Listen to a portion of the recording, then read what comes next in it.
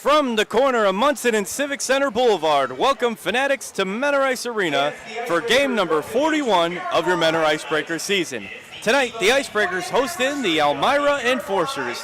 I'm Angelo Villada, and thank you for listening right here on YouTube.com, your home and away home for all Menor Icebreakers games. And we've got a lot to catch you up on as it's been a long, long road trip. We're finally back home here at Menor Ice Arena, and we're glad you're joining us here on this Friday evening. We'll break it down in a bit more detail in just a moment, but first I want to bring alongside Communications Manager and color commentator Jared Tennant on his thoughts from what has been a long and winding road for the guys in Double Blue.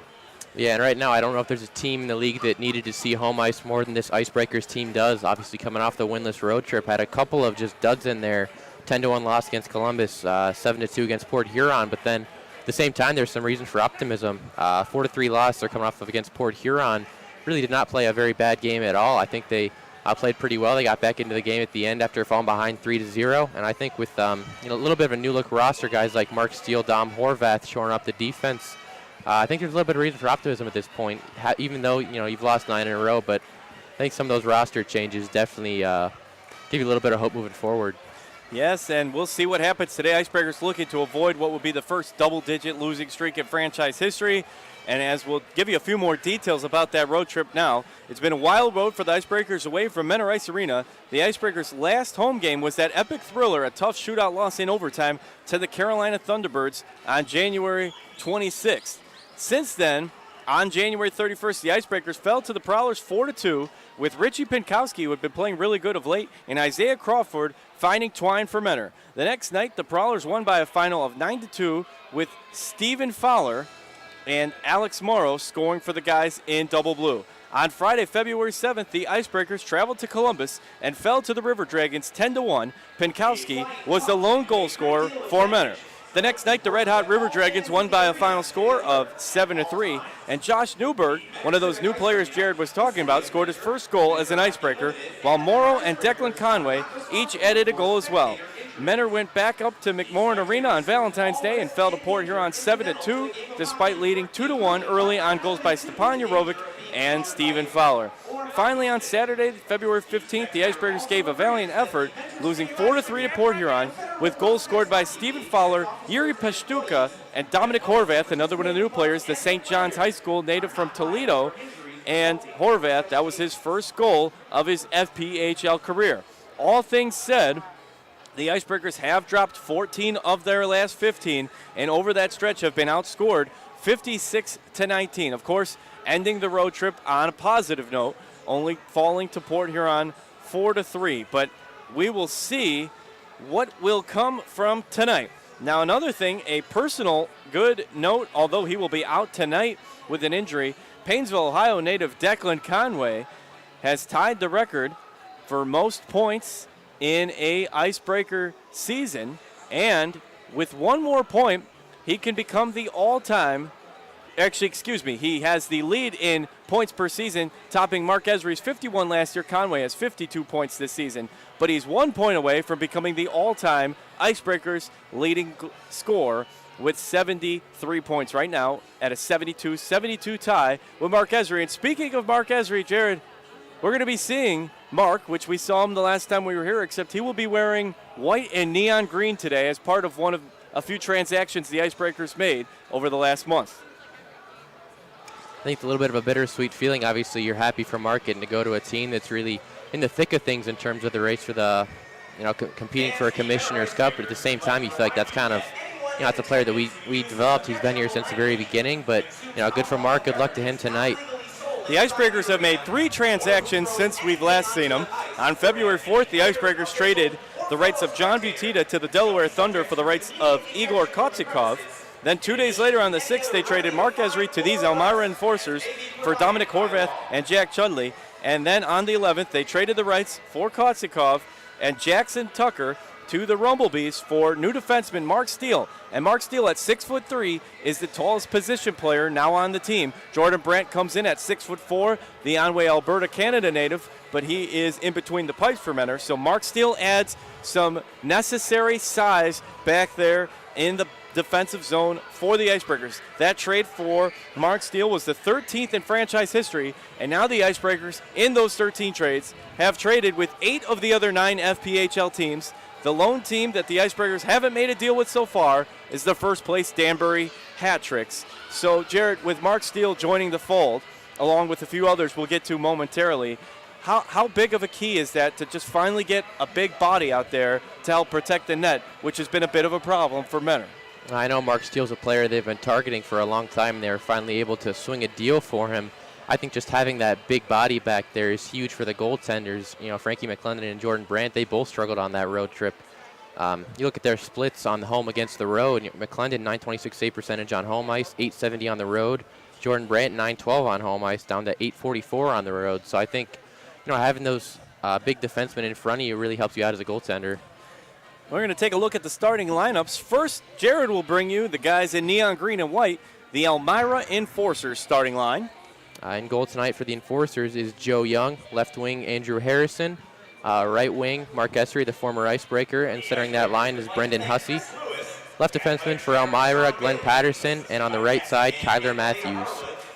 The Icebreakers are led in between the pipes, number 31, former Carolina Thunderbird, Frankie McClendon, the Oakland, California native. He'll get his first home start. He did come in and was rock solid in that shootout against his former team, but this will be his first home start, not overall start, but first here at Menor Ice Arena. Left defenseman will be the big man Mark Steele, the Danville, New Hampshire native, and right defenseman will be another new guy, Dominic Horvath, the Toledo, Ohio native, part of the Elmira trade. So he'll be getting the start against Esri, former players on their teams getting the start here tonight. Centering that line will be one of the captains, Nate Farrington, number 9, the East Freetown, Massachusetts native. Left wing will be Alex Morrow, and right wing, rounding out the starting lineup, is the Czech Republic native, Yuri Peshtuka. Your starting lineups here at Menor Ice Arena tonight are sponsored by Ganley Village, providing everything from financing to auto service and parts. They are the dealership experience you've been waiting for. Tonight is Miracle on Ice night. It's the eve of the 40th anniversary of the Miracle on Ice, when the 1980 USA men's Olympic team beat the Soviet Union in an epic match and went on to beat Finland to take the gold medal. Clips from the movie Miracle will be playing. There's a post-game skate as well, one of the great promotions. And taking a look back, that game took place on February 22nd, 1980 at the Olympic Center in Lake Placid, New York. The U.S. were facing the 4-time defending gold medalist Russia. Russia and U.S. were tied at 2 after the first period. The Soviet Union took the 3-2 lead at the end of 2, but it was 2 goals by the Americans to win 4-3. And how about this, which is just tremendous when you look back on the stat. The USA only had 2 shots on goal going into the third period, and those were both the scoring ones. They went on to beat Finland 4-2. Russia got some redemption, winning 9-2 over Sweden in the consolation game. And of course, the famous from the game, the broadcaster saying, "Do you believe in miracles?" as the clock counted down the final 11 seconds. And that anniversary will be tomorrow, but we're celebrating it here tonight. And of course, Jared, a very big promotion, maybe one of the biggest all year for the Icebreakers, takes place tomorrow. We're going to see those teddy bears flying onto the ice, all for a great cause. I remember last year, Tommy Mahoney, who's now, I believe, playing overseas in Sweden, he had the first period goal that sent those teddy bears flying. He did. That was back on March 23rd, 2019. And it was the inaugural teddy bear toss here at Menor Ice Arena. He scored that goal, and 288 teddy bears went flying. And I went back and watched our game film. Remember, we promised our listening audience we would remember the name of our shark? So I went back, watched the old footage. It was Edgar the Shark. I like that dedication out of you, and I do remember that. And the Icebreakers fell that game 8-5, but it was a very exciting game, and most importantly, all for a great cause. We'll tell you more about that. You're going to want to come tomorrow. And have you gotten a chance, Jared, to see the jerseys that will be worn tomorrow and then auctioned off on the Live Source app afterwards? I have. Definitely a unique design. I'll see how they look on the ice tomorrow night. So Menor Ice Arena is the place you want to be. Tickets start just at $13, free parking, $16 for the reserve bleachers, or $30 for the ultimate experience in the Founders Room, where you will enjoy restaurant quality food. I want to give a big shout out, 27th birthday to my brother Salvatore. Happy birthday. And also Casey Healy, who is on the video stream, has told me that her parents Tim and Stacy Healy's 22nd wedding anniversary today, so a happy anniversary to them. And we appreciate you joining us here on this Friday evening as the Elmira Enforcers take to the ice in their road white and neon green jerseys. The neon green machine, and that machine has had all the cogs in place. Jared, unfortunately, while the Icebreakers come in on a slide, Elmira has been on a red-hot tear. Yeah, right now the Enforcers won 8 of their last 9 games, just came off a series with Watertown that saw them win 2 out of 3. So right now, Elmira's playing about as well as any team in the league. It's, the team's finally healthy almost, of course, without Ahmed Mahfouz tonight, but then you get a guy like Stepan Timofeyev in the lineup, and all of a sudden they look just as strong as ever. And I was taken away there for a second. They're announcing the starting line for Elmira in-house here. Scott Tennant does a great job here, and Mark Esri got a nice polite applause here, and he seemed, it's got to be a little bit tough for him to skate back on this ice he's been a part of. He led the team in points last year, led the team in goals, had a 51-point season. So, happy to be a part of the Elmira organization, but it's got to be a bit bittersweet here on his return to Northeast Ohio. Yeah, Mark Esser, a guy who was one of the leaders for this franchise in its inaugural season, led the team with 51 points. That mark is actually just broken by Declan Conway, but definitely a little bit bittersweet for us to see Mark in an Enforcers jersey. And we'll see if Declan Conway, he won't be out tonight, hopefully get back out there, but he has the rest of the season to try to become the all-time leading scorer. We're going to take a quick break as the Icebreakers take to the ice, and then we'll be back for the national anthem. Keep it right here on YouTube.com.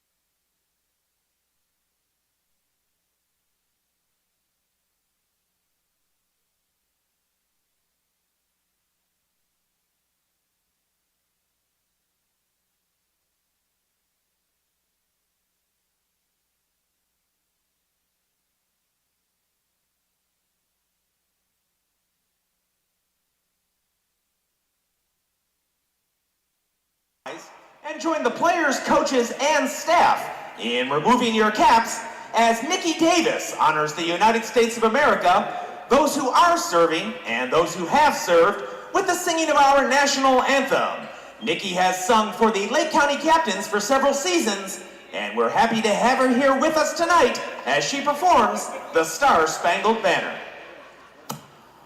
Oh, say can you see by the dawn's early light what so proudly we hailed at the twilight's last gleaming, whose broad stripes and bright stars through the perilous fight o'er the ramparts we watched gallantly streaming, and the rocket's red glare, the bombs bursting in air, gave proof through the night that our flag was still there.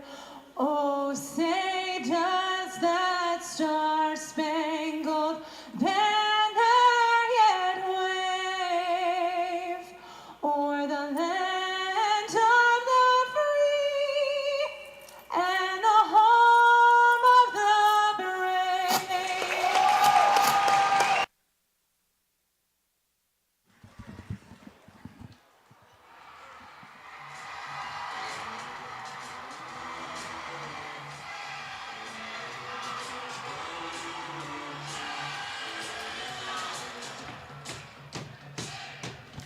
Welcome back here to Menor Ice Arena. Great job by Nikki Davis there on the national anthem, who has sung for the local Lake County Captains, the Cleveland Indians affiliate in the single A level.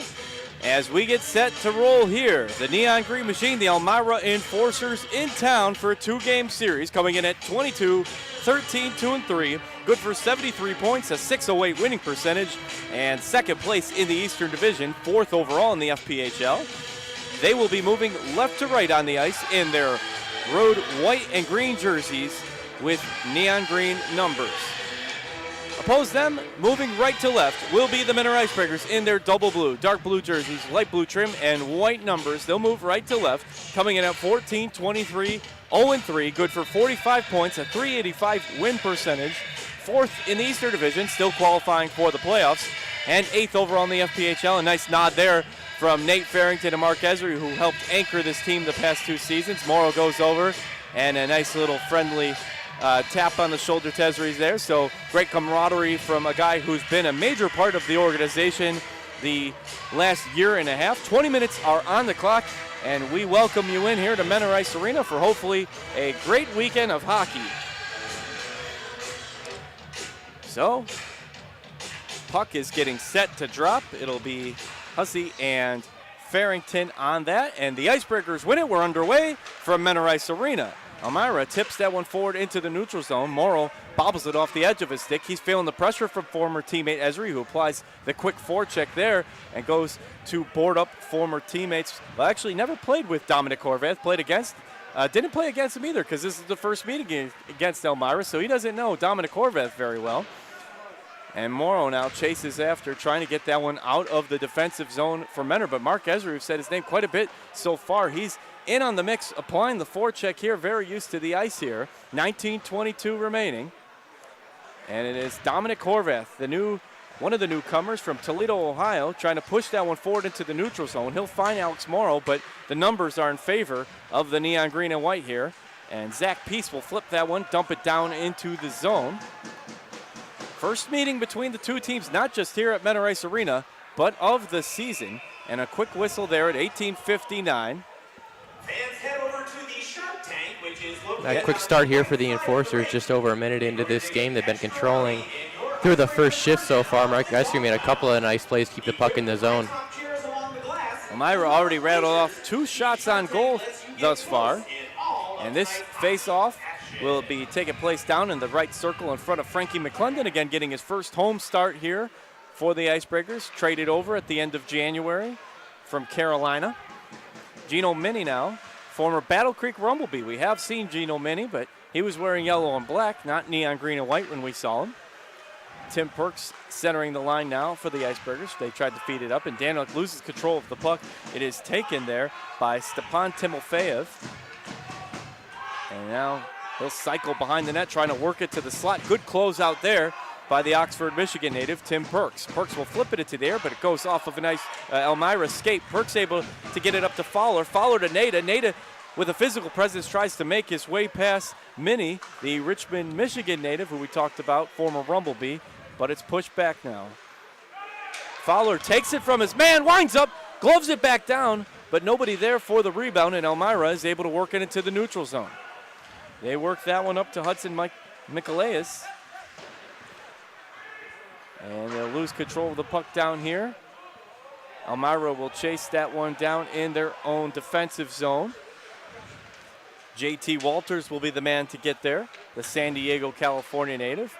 And he will send that one the length of the ice along the far board. 17:41 remaining in a scoreless game. 2-1 shot on goal advantage in favor of the visitors. Isaiah Crawford in there now, adding some speed to the line. Perks now centers it over to Crawford. Crawford loses control of it. And Elmira will feed that one up to the right circle. Goes slot to Walters. Walters sends that one hard off the backboards. Now the windup goes wide left. Thomas Stewart Dant sends that into the zone, but nobody there. Elmira will pick the puck up. Feeds it across the circle behind the zone, behind the net of McClendon now. And McClendon comes in with a 4-4 record overall. 883 save percentage in 567 minutes so far in a combination effort of Thunderbirds and Icebreakers time.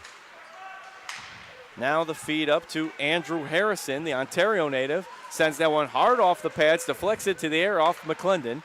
In goal tonight, it's Joseph Young for Elmira with 7-1 record and only allowing .283 goals per game and a .925 save percentage in just under 500 minutes played. Been a staunch part of the defense of the Elmira Enforcers and critical to their winning ways of late. Miracle on ice night here. Nate Farrington gets tangled up, pickpocketed there by Kyler Matthews. And now sent it around in a U, feeds it over to Harrison. Harrison trying to work that puck up. Good presence on the defensive end by Alfonso Diaz, the Pembroke Pines, Florida native. 16:04 remaining. Icebreakers finally clear the puck out of their zone, and Morrow will send that, and it's gloved down by Joseph Young. The lefty makes the left glove save, the Hanson, Massachusetts native. Fast break here to Peace. Peace is going to have a chance, winds up at McClendon, closes him out short side. And I think Peace would have had a bigger opportunity if he would have went far side, as that right side of the goal was wide open. Yeah, it was a nice hustle play by Mark Steele there to kind of cut off the angle and make it a little bit easier on his netminder, Frankie McClendon. We'll do a face-off left defensive circle in front of McClendon now. Tim Perks will take the draw up against Kyle Stevens. Tim Perks has it now, but he's going to feel the forecheck pressure there. Icebreakers get it up to Fowler, who's been one of the Icebreakers to watch as of late. After coming back from injury, has been a man that has stepped up in the offensive units with much of the team changing. Now Fowler was looking for the turn and shoot. He can't get it off, and that was thanks to a strong defensive effort by Timofeyev. Now the windup cross over, and the Icebreakers score first. The feed from Fowler to Henry Berger, and that is what the Icebreakers need. And I'll tell you why right now, and that is because it is the ultimate key to success for Menor. They are a paltry 2-17-0-3 when the opposition has scored first, and Menor has posted a 12-6-0-0 record when scoring first. So that is huge. It doesn't mean they always win, but it has meant they have more often lost when they didn't do it. So Henry Berger will make sure that statistic isn't the deciding one tonight as he puts Menor on the board here at 15:07 remaining. Jared, just a nice pass there left to right. Yeah, obviously it's 5 minutes into the game. You got to keep the pressure up at this point, but definitely a huge goal there. Really a different team when they get that first goal. You always hear about, the first goal is always so crucial, but it really, for this team, it really is. And Nada credited on the assist as well, the Brooklyn, Ohio native. So Henry Berger gets on the board for Menor, his fourth goal of the season, and picks up his 10th point, joins the double-digit club. And with all of the transactions, Menor doesn't have as many. He is actually now the fifth current Icebreaker in double-digit points. Obviously, there's a few other players that, like John Butita, that would be factored in and obviously surpassing the double-digit mark. But of current Icebreakers on the roster, he becomes the fifth to double digits. So congratulations to Henry Berger. And we needed somebody to step up. A lot of guys with those middle-of-the-road numbers. And right there, Elmira fires one right to the middle of the net, but deflects off in between the pads of McClendon. So 14 minutes left here in the first period of play. Elmira with the 6-2 shot on goal advantage, but the guys in double blue have put one of those two in between the pipes, and that was by Henry Berger off the feed from Fowler to Nada. So we'll see if that momentum can carry forward.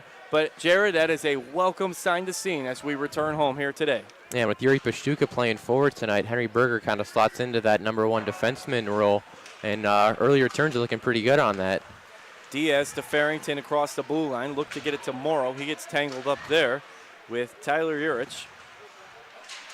First time we've seen Tyler in neon green and white, former and longtime Watertown Wolf, and he is one of the top 2 all-time FPHL scorers. They have the other one, Ahmed Mahfouz, but Mahfouz out tonight due to injury. Nice high glove save made there, and a good look there from the blue line by Mark Steele, adding a little offensive effort. Right, correct me if I'm wrong, but I don't think Ahmed Mahfouz has ever played in this building. He has not. You know, Elmira was here 4 games last year. Mahfouz didn't make the trip. I know at the end of the season last year was kind of a, Elmira did not bring a full lineup getting ready for the playoffs, but it seems like he's either suspended or hurt every time these two teams match up in Menor. And with him having over 800 points, if you're a fanatic, that's okay that you don't see him come in here because he is a dangerous offensive weapon out there. A nice sliding save, a seated position made there by Joseph Young to keep the Icebreakers from scoring 2 goals here in the first 7 minutes. And want to remind you that tomorrow is Cancer Awareness Night. Special night to raise awareness for a disease that affects so many. And we're going to tell you about all the things going on here in just a moment. But want to remind you that if you haven't been to a game, it'd be a great one to come out and see, as we will be doing several special festivities throughout the evening. Esri now crosses the blue line. He'll wind up and send that one off the backboards. 12:45 remaining, 1-0 Menor with the lead. Minnie now winds up. That one deflects off the pads. We've seen several deflect off McClendon. But tomorrow night, the Icebreakers will be wearing their specialty Cancer Awareness jersey, sponsored by Menor Figure Skating Club, Global Real Estate Advisors, and Scott Cares. There will be a teddy bear toss, the second ever one, on the Icebreakers' first goal. Specialty jerseys will be auctioned off on the LiveSource app following the game, with the proceeds to benefit the Scott Hamilton Cares Foundation. Following the game, a frozen 5K, which we'll have to give you some more details on in a moment, so keep that in mind. The website for that is skate2eliminatecancer.com. Get a team together or sign yourself up to skate a 5K and raise money to fight cancer. Funds raised during the frozen 5K will benefit the Scott Hamilton Cares Foundation. So come out tomorrow, and they will have teddy bears thrown on the ice when the Icebreakers score their first goal against these Elmira Enforcers, and all of those teddy bears will be donated to children affected by cancer. A very tough thing, but we can do a small part by giving them a lovely gift of a teddy bear. So come out to the game, bring a plush stuffed animal, throw it out onto the ice at the appropriate time, and get in on that live auction jersey after the game. It will be a special night here at Menor Ice Arena. Right now, though, it's 7-4 shot on goal advantage in favor of the Neon Green Machine. But again, Menor up 1-0. And for the third time in about 1 minute, the puck goes off that far safety net. We'll see. That is, I mean, statistics eventually don't lie. And when you look at a 2-17, 0-3 record when the opposition has scored first, you have to be grateful if you're listening at home as a fanatic that that is not the case right now. Yeah, obviously anything could happen from this point on, but it's just a huge, almost like a monkey off the back, just getting that first goal and, you know, getting some confidence. So now the Icebreakers will clear it across the blue line to the speedster Isaiah Crawford, who's eventually cut off there by Dale Dion, the Georgetown, Ontario, Canada native. Trying to apply some forechecking presence here is the veteran Thomas Stewart Dant. And Elmira looking to avoid the pressure from Stewart Dant now, hanging out behind their own net. That frozen 5K will be a very unique experience here at Menor Ice Arena tomorrow night, that's for sure. I have never heard of anything quite like it, have you? Not really, no, but it's all for a good cause, the Scott Hamilton Cares Foundation. So that will be tomorrow after the game, so you want to be a part of that. And again, all for great causes here. And check it out here at Menor Ice Arena. Again, tickets start as low as $13. Right now, Alex Morrow crosses over the blue line. He is trying to free the puck away from the Elmira defender, but Timo Feyev will send that feed up. It's a bit ahead of his man, Dimitro Babenko. And now, wind-up shot there, bounces off the chest of McClendon, and McClendon has been a pinball wizard back there. Everything's been bouncing off of him, but nothing's found twine for Elmira, so that's okay. Now the Icebreakers feed there from Pastuka tomorrow, but he eventually loses control of it. Yeah, that was a big save by McClendon on that last play. Yuri Pastuka kind of fell awkwardly, given Elmira a little bit of a breakaway, but McClendon came up big. 10:49 now remaining here in the first period of play. And when we return from the first intermission, we'll bring you the shots on goal brought to you by Vitamix, as well as take a look at the scores from around the league here on a busy Friday night in the FPHL. Right now it's 1-0. Menor with the lead. And Blake Nada takes a seat there from Glenn Patterson. He was like a rock wall there they ran into. Steele will go get the feed back and cycle in his own defensive zone to feed it into the neutral zone. Bounces right back to the defensive zone, and Menor will pick it up.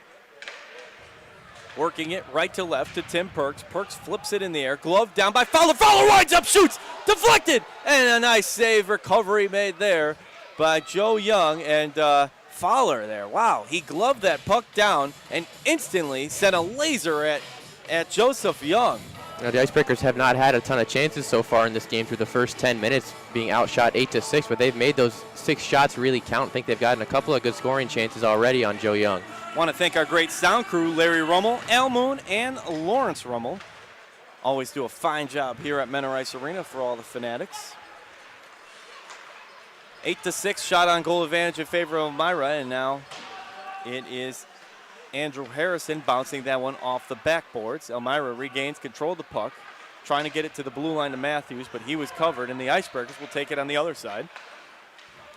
The feed up there by another one of the newcomers, Josh Newberg, the Cranford, New Jersey native, who was signed just about a week ago and instantly went in, already scored a goal, played for the Watertown Wolves last year.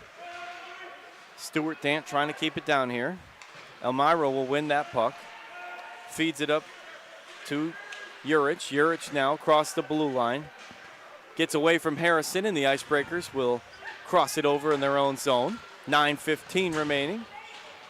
Pishtuka sends that one off the backboards hard. Morrow recovers it, bobbles in the air, trying to get it to his teammate Farrington. Farrington and Morrow, the 2 most played games for the Icebreakers in history. Farrington looking for a high stick there. I think he might have taken a little bit of a stick up high. Urich couldn't stick handle past Farrington, feeds it back and forth here, trying to get a little give and go, but the Icebreakers will get possession of the puck, and the Belarus native Dmitry Danieluk will bounce that one off the backboards. Thanks again for joining us here on YouTube.com. A lazy pass there by Elmira, and Blake Nada almost made him pay, but he couldn't get it off fast enough. Esri with the fake, winds up, and now trying to beat his man Diaz down there, former teammate. Play with Diaz this year. You got to think it's got to be interesting, though, going up against guys like Farrington and Morrow, who they anchored this team in its inaugural year and most of this year. Esri now looking for somebody in neon green to get it to. Blake Nada will take it from him and goes along the far boards. Sends that one ahead of his man into the Enforcers zone, but they will recover the puck. Quick pass up forward there from Brandon Tucker. Now Esri finds Hussey left side and bounces behind the zone. He will apply the forecheck pressure there, that does Esri. 7:52 remaining here in the first period. Icebreakers up 1-0.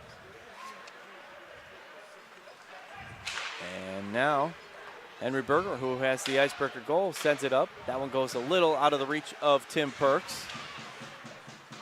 Cycling back to get that is Czech Republic native Stepan Jurovic. And we caught up with Stepan Jurovic. A little spoiler, we'll be having the return of Breaking the Ice at some point next week, where we catch up with the Czech Council, Yuri Pishtuka and Stepan Jurovic. So be on the lookout for that on the Icebreakers team websites and social media. A great thing that Jared Tennant started last year to get to know some of your new Icebreakers. Elmira trying to find net here, and they'll cycle it back to the blue line. Behind the net now, over to Timofeyev. Elmira will have to resort to sending it back to their own blue line to reset the play, but they're able to get it back up to Timofeyev, who goes just over the crossbar and off the back glass. 6:56 remaining in a 1-0 game. Good to be home. First home game since January 26th in that shootout. It's classic here on a Sunday afternoon against those Thunderbirds.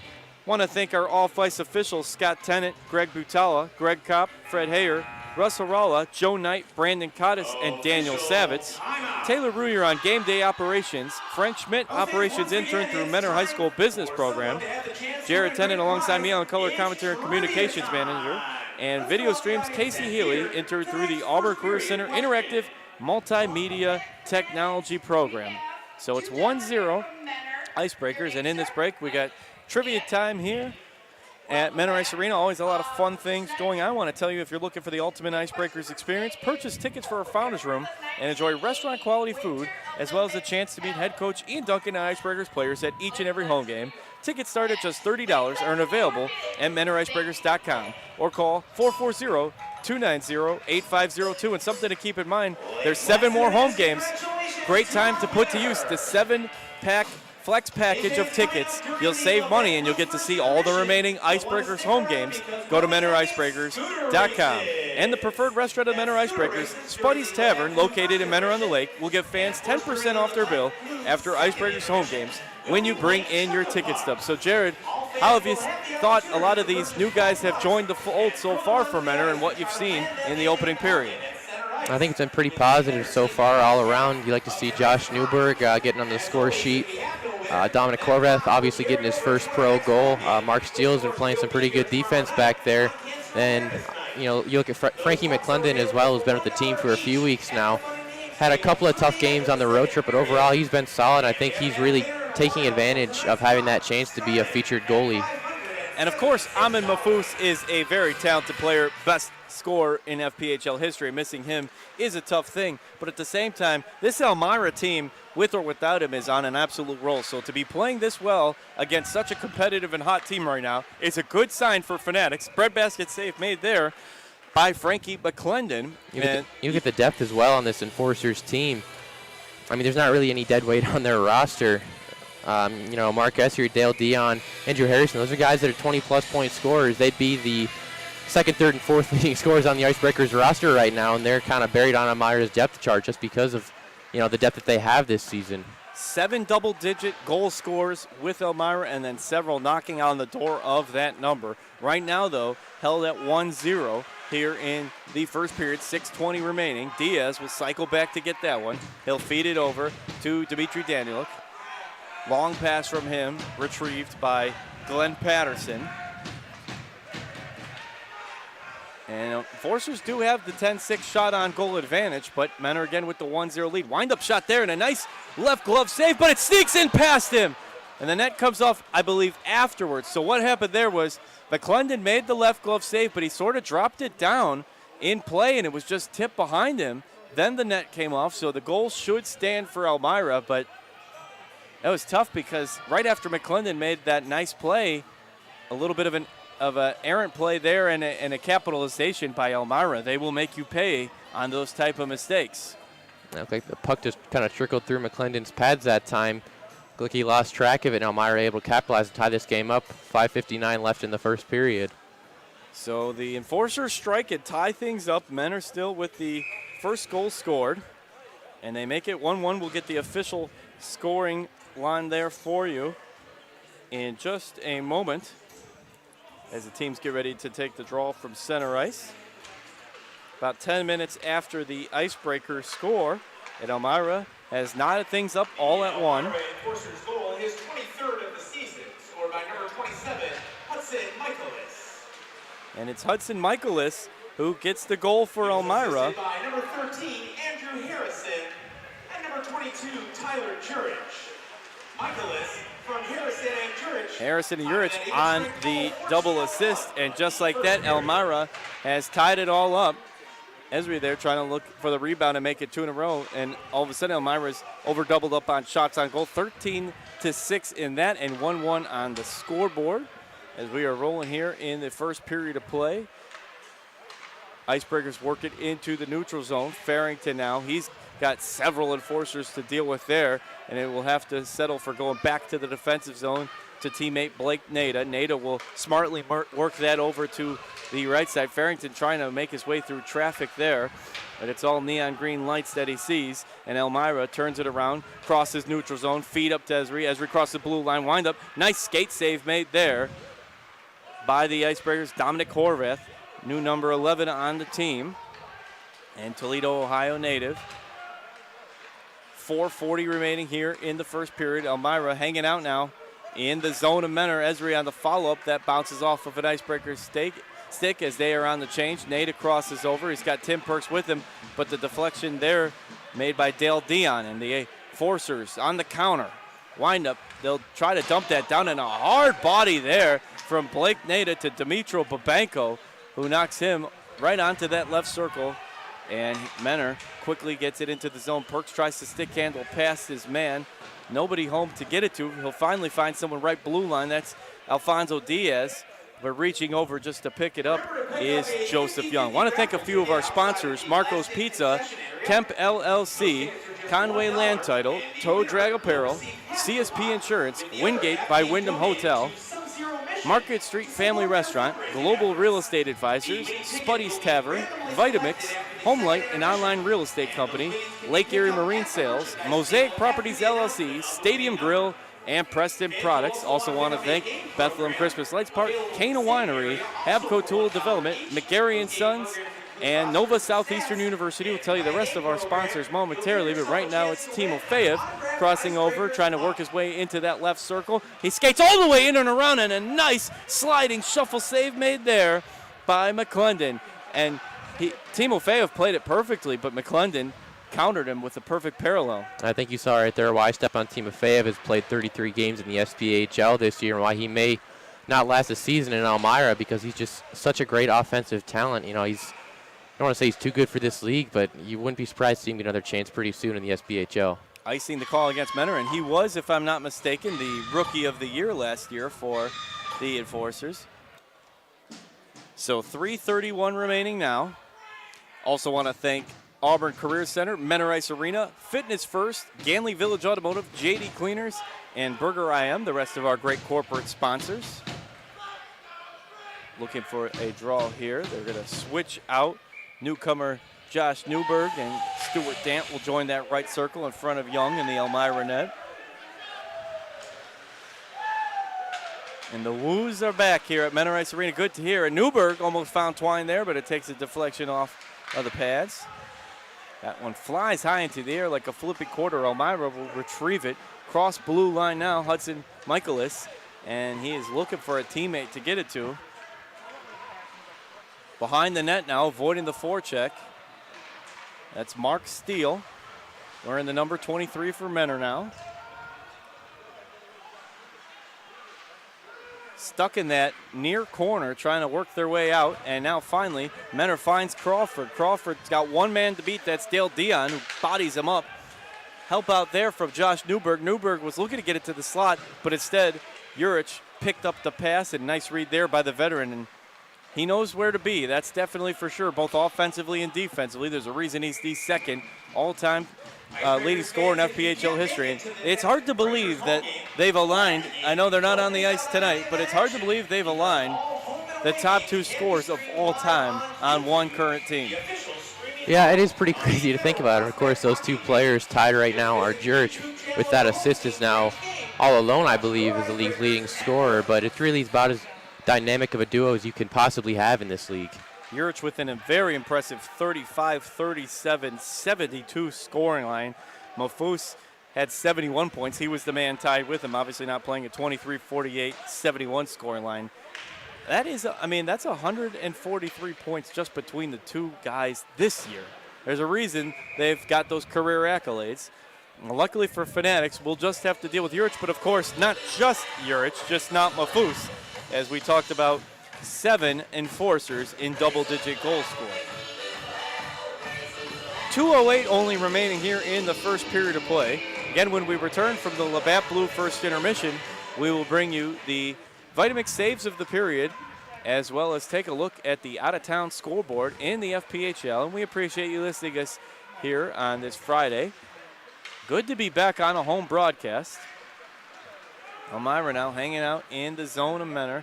Knocked off there of the edge of the stick by Horvath. Got to get used to all the new guys seeing out here on the ice with 3 transactions made and a few other free agency pickups over the last month. A spinning pass made there by Peshtuka. When you think about it, Peshtuka could be considered a newcomer if it wasn't for the amount of transactions that have taken place. As he joined the team just about month and a half ago now. Elmira winds up, and they'll send that one bouncing off of McClendon. That was off the stick of Kyler Matthews. 1:18 remaining here in the first period. Fowler is able to get it through traffic. Nada delivers another hit there to Esri. Blake Nada definitely adds a very physical presence on the ice for the Icebreakers. Yeah, not the biggest guy. He's listed at 6 foot 180, but you saw what that open ice hit he had earlier in this period. He's not afraid to throw his body around. And Elmira now trying to get it away from Stephen Fowler, who's been on a tear for the Icebreakers as they've looked for someone to step up offensively. Stephen Fowler with an 8-12-20 scoring line. He has moved his way up into the rankings of the Icebreakers statistics now, as he has actually got second most goals scored of current Icebreakers, only trailing, of course, Declan Conway with the big lead at 29. Fowler's next at 8. Fowler, fourth most assists, and at 14, as well as in the top 5 for most points scored, and he missed most of the beginning of the season. So it's great to see Stephen Fowler become a big part of the offense once again, and hopefully that will just continue to go up and up. And you talk about Stephen Fowler having the second most goals with 8. Going back to the beginning of the season, John Butita and Parker Moskal are still 2 and 3 technically on the season in goals, which kind of gives you an idea of just how dominant that trio of Conway, Butita, and Moskal was for about 2 months at the beginning of the year.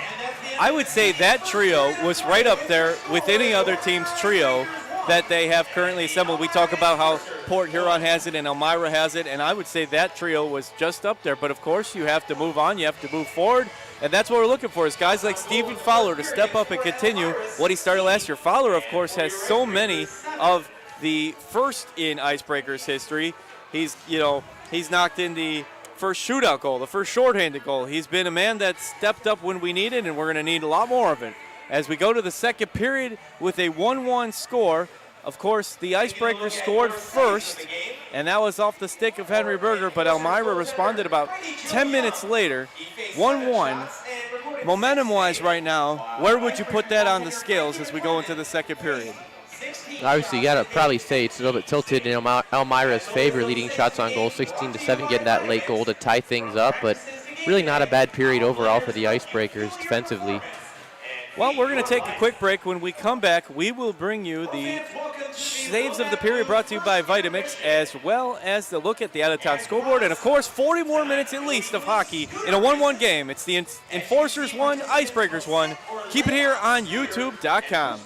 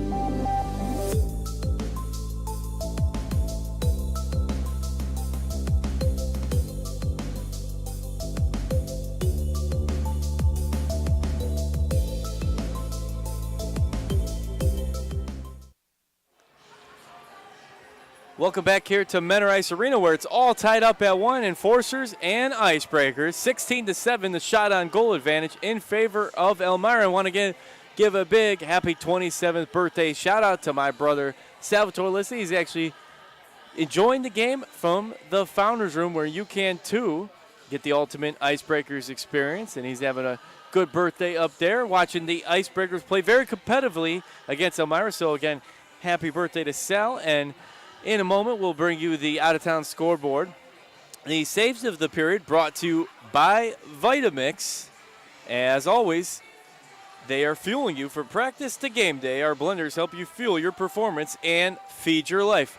It's 6 saves for Young in between the pipes for Elmira and 15 for Frankie McClendon. Now, something I wanted to kind of walk back one more time for everyone, if you didn't hear in our pregame, was the transactions that have taken place over the last couple of games, or last couple of months. So, on February 4th, it was the Icebreakers trading the rights for John Butita to Delaware Thunder for rights for Igor Kosikov. That was the 11th trade in franchise history.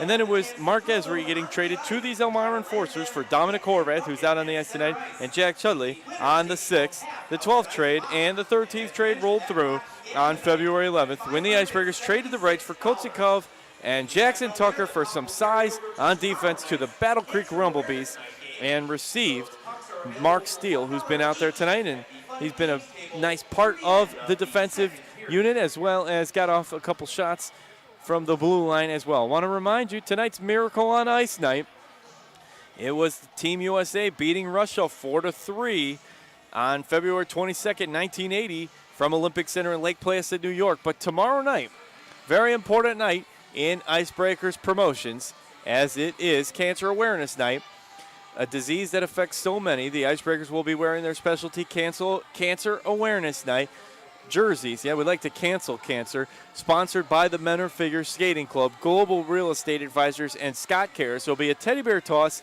on the Icebreakers' first goal. So bring your teddy bears or any other brand new plush to throw it onto the ice. And the specialty jerseys will be auctioned off on the Live Source app following the game, with proceeds going to benefit the Scott Hamilton Cares Foundation. All the teddy bears will be donated as well to children affected by this terrible disease. And following the game, there will be the Frozen 5K. So here's the skate to eliminate cancer.com, but the 8s replace the ATEs in both skate and eliminate. Get a team together or sign yourself up to skate a 5K and raise money to fight cancer. All funds from the Frozen 5K will benefit the Scott Hamilton Cares Foundation. So that's tomorrow. Ticket starts just at $13, $16 for reserve seats, or $30 for the Founders Room suite. So make sure you come tomorrow and you can get that 7-game flex package and see all 7 remaining home games here at Menor Ice Arena. I want to thank JD Cleaners, the preferred dry cleaners for the Menor Icebreakers, where customer service is their priority. They take pride in customer satisfaction by providing quality dry cleaning and laundering service while making the drop-off and pickup or delivery of your clothing pleasant and speedy. And Wingate by Wyndham Lamalfa, the preferred hotel for the Menor Icebreakers. Visitors coming in from out of town can take advantage of special room rates when mentioning the Menor Icebreakers corporate rate when making reservations. Also, don't forget to check out the Kids Club, which kids ages 5 to 16 are eligible to join the brand new Junior Icebreakers Kids Club. Members receive a membership t-shirt and card, having special access to events with players, and will receive free admission with a paying adult during select games throughout the 1920 season. Cost is just $15 per season per child. For more information, stop by the merchandise table or visit MenorIcebreakers.com. And Jared's going to bring us the out-of-town scoreboard here as he joins us back on color commentary as we get set. The players take to the ice once again in a 1-1 game, and we get set for another 20 minutes of hockey. Looks like we've got some pretty good games all around the league tonight. Right now, Columbus and Danbury tied at 2-2. Delaware and Watertown, the Wolves are up 3-2 over the Thunder. Carolina and Port Huron down in Winston-Salem all tied up at 1-1. And Battle Creek playing pretty well tonight against Danville. They're tied 1-1. That's Mark Steele's former team, looks like, or Ryan Alves, the former Icebreaker, has the Rumblebees goal tonight. And I think he's still the Rumblebees leading goal scorer. So good for Ryan Alves. who played for Danville as well last year after we traded him in, I believe, January. Right now we're playing the team of Chemung County. Their city motto is honoring the past, building the future, and Elmira's been building that future. They got second place in their inaugural season last year and Commissioner's Cup runner-ups, and now this year on a 6-game win streak. The Neon Green Machine, their mascot up there, is Captain K9, playing their games at First Arena with a capacity of 3,784. And before the Enforcers, the city of Elmira had the Jackals, who played in the United Hockey League from 2000 to 2007, and in the East Coast Hockey League from 2007 to 2017 before these Enforcers. Was Ryan Alvis the top goal scorer, though? Jared? Sorry, 1 second. We'll have to double check that.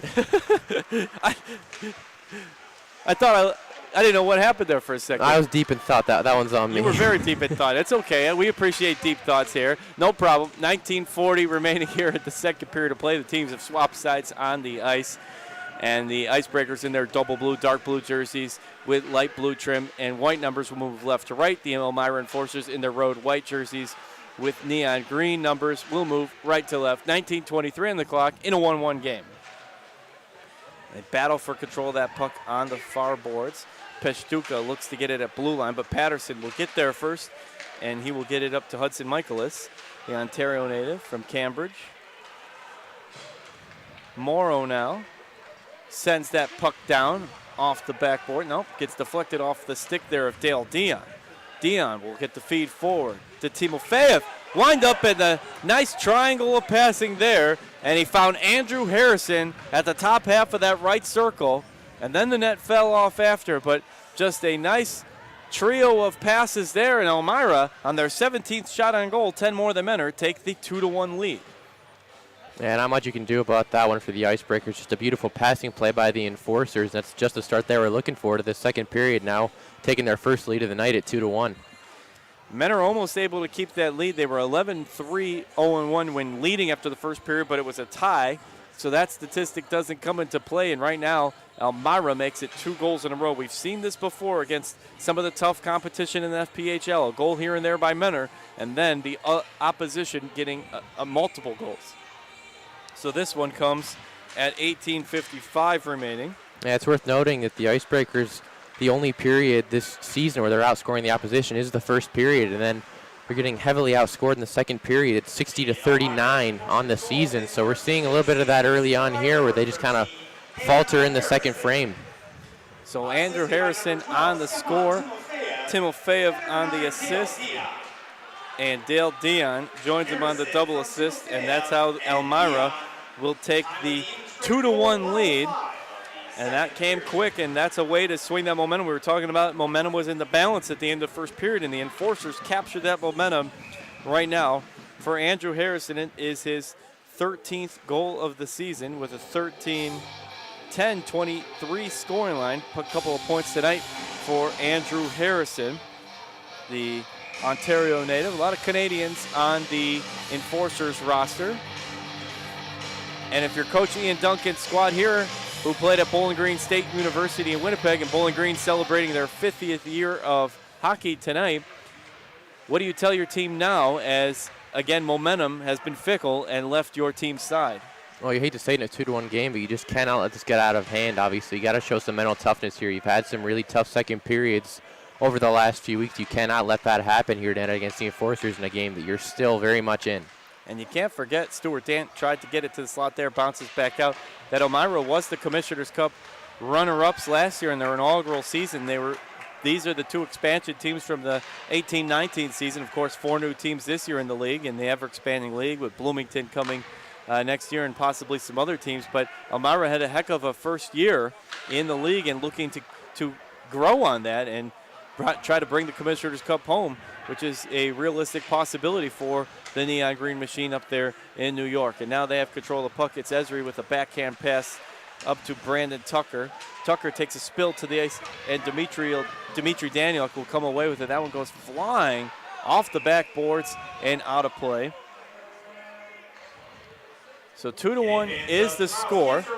Want to remind you about Moe's Southwest Grill, who is locally owned and operated And that's because they care about bringing local communities together, making them stronger. Without you, we wouldn't be here. And they happen to roll a darn good burrito, so come on by today. We've got your tortillas ready. Welcome to Moe's, with locations in Menor, 2 of them, South Euclid and Mayfield. We'll do a face-off left defensive circle now. Are you still deep in thought, Jared? A little bit, but I think I'm more present now. Dale Dion will dump that one behind the net. Yeah, you had like Socrates or Aristotle stare on. You were like the thinking man here at the Breakers broadcast booth. Just contemplating things, you know? Existential things here on a Friday night at Menor Ice Arena.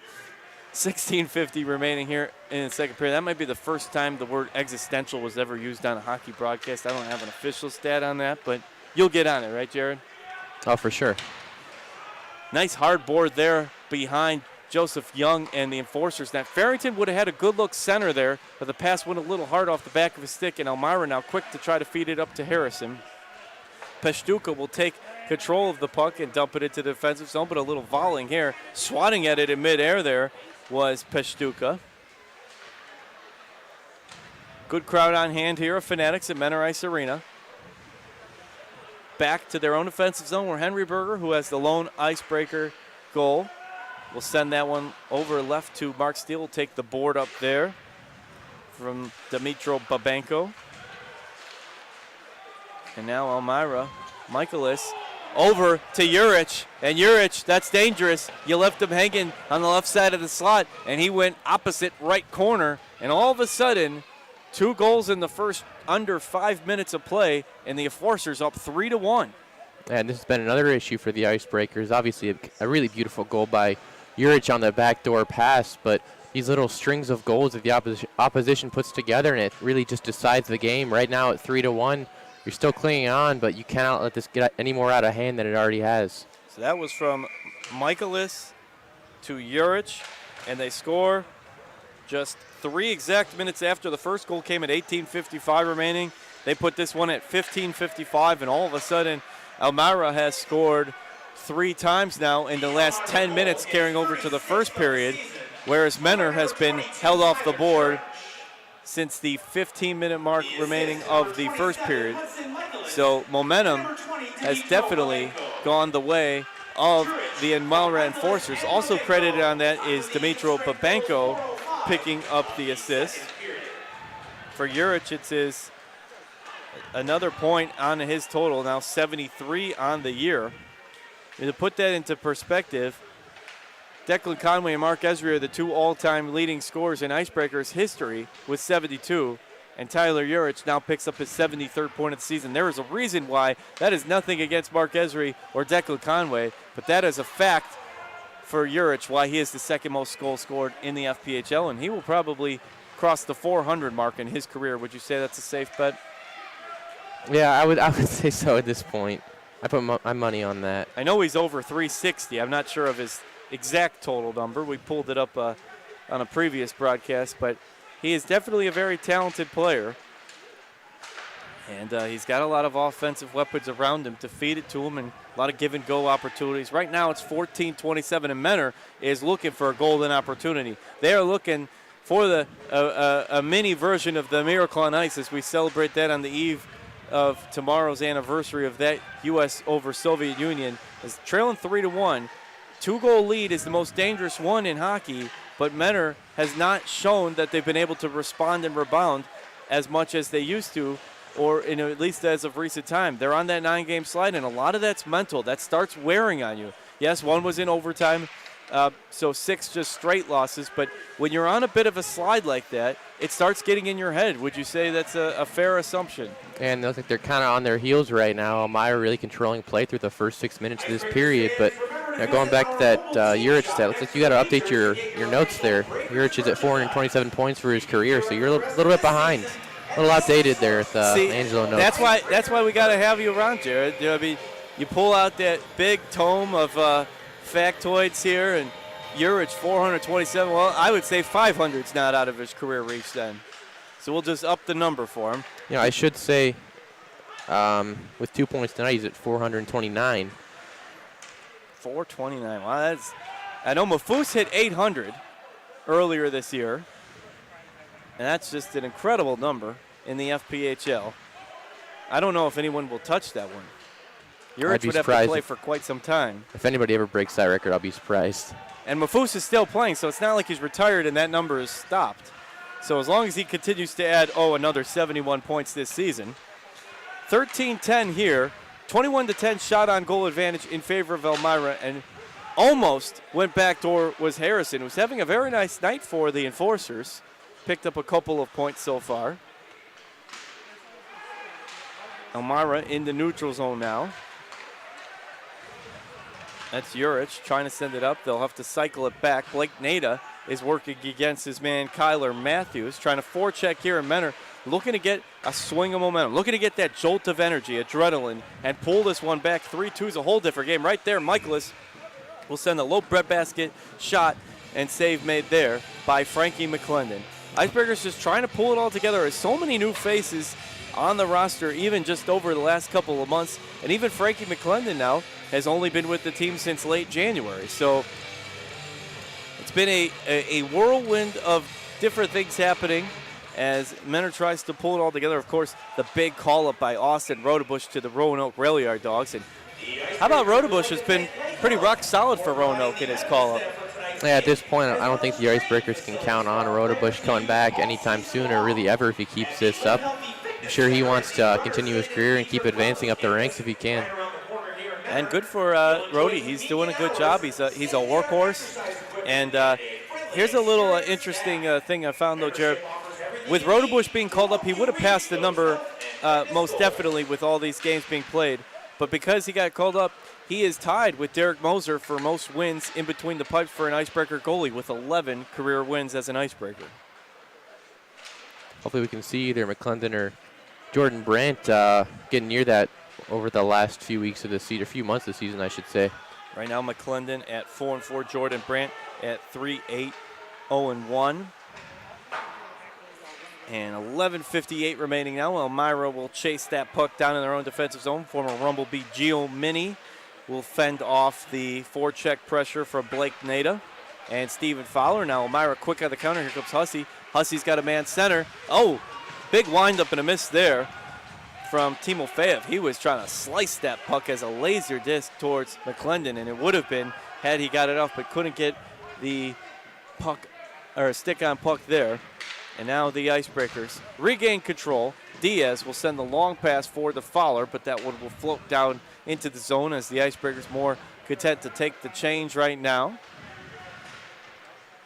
And they haven't scored since the 15-minute remaining mark of the first period. So looking to get some offense going. Only 4 shots on goal really since that point. And trying to get something here as they work the puck around the blue line, and they do so. Diaz sent it over to Dmitry Daniluk at the left side of the blue line, and I believe he found Isaiah Crawford hanging out there at the right corner. So ask and you shall receive as the goal horn sirens in the back of us on their 12th shot on goal. That was a very much needed one for Coach Ian Duncan's squad. Yeah, and I'm going to go ahead and give you credit for that goal. I think you just motivated them with your commentary there, but it looked like Isaiah Crawford might have gotten a stick on that one. Yeah, I believe he got the deflection on the right corner there as we look for the replay here. Yeah, for Isaiah Crawford, that'd be his 4th goal of the year, 8th point on the season. And Crawford adds a lot of speed. We're looking for that production, and the speed's always been there, but that is good to see he gets that puck in the back of the net. And it is Crawford on the deflection. And that came from Daniluk. Assisted by number 3, Dmitry Daniluk, and number 13, Thomas Stuart And Dance. Stuart Dance also credited on the double assist at 10:58 remaining here. And all of a sudden, that new life breathed in. It's a whole different ball game when it's 3-1 or 3-2, especially when it was 3 unanswered by the Neon Green Machine. As once again, Isaiah Crawford picks up his 4th goal, 8th point of the season with a 4-4-8 line. Dmitry Daniluk picks up his 7th assist and 8 point as well on that. And how about this? Stuart Dant becomes the next Icebreaker to double digits, now with a 3-7-10 scoring line. So a nice score there for the Icebreakers. 2 guys pick up their 8th point. And Stuart Dan on the assist picks up his 10th, but most importantly, the Icebreakers pick up a very important goal that stops the Elmira run over the last about period now and gets the Icebreakers to within one, now trailing 3-2 at 10-12 remaining here in the second period, headed towards the Labatt Blues second intermission. And Farrington was going slot and just missed Alex Morrow there, and what could have been 2 goals in the same minute for Menor to tie it up, but that pass just out of reach. Now, cycling back, Henry Berger, who has the first Icebreaker goal, will retrieve the puck. Gets it dumped back off there from Dominic Horvat, the St. John's High School native from Toledo, Ohio. And Young will outstretch his left glove to make the save at 9:43. Elmira with the 25-13 lead on shots on goal. And obviously that goal, you talked about how big it is, but I think a lot of times on that recent road trip, the Icebreakers are in a very similar situation, down 2-3 goals in the second period, and they really just folded. So it's really encouraging to see them still fighting here tonight to pull back within a goal and still very much in this game halfway through the second period. And we saw signs of that in Port Huron in the 4-3 loss, but now carrying over, and hopefully it'll get a winning effort here. And want to remind you that Miracle on Ice night is tonight of the 1980 USA Men's Olympic team when they beat the Soviet Union in an epic match and went on to beat Finland to take the gold medal, winning 4-3 over the Soviet Union and 4-2 over Finland. And that is the gold medal winner back in 1980. So right now, trivia time during this timeout as we roll on here at Menor Ice Arena, and it really is to be back here for the Breakers. Good to be back here in the Breakers broadcast booth, and we're glad that you can join us, be alongside us for this broadcast, and it's been an entertaining game so far. Change on the third Elmira goal, change the second assist to number 9, Dale Dion. And goal now reads the goal scorer, number 22, Tyler Jurich. Assisted by number 27, Hudson Michaelis. Number 9, Dale Dion. Dale Dion added to the last Elmira score on the double assist instead of Dmitro Babenko. Either way you slice it, it's 3-2 Enforcers nursing a 1-goal lead. Face off now here deep in the Enforcer zone.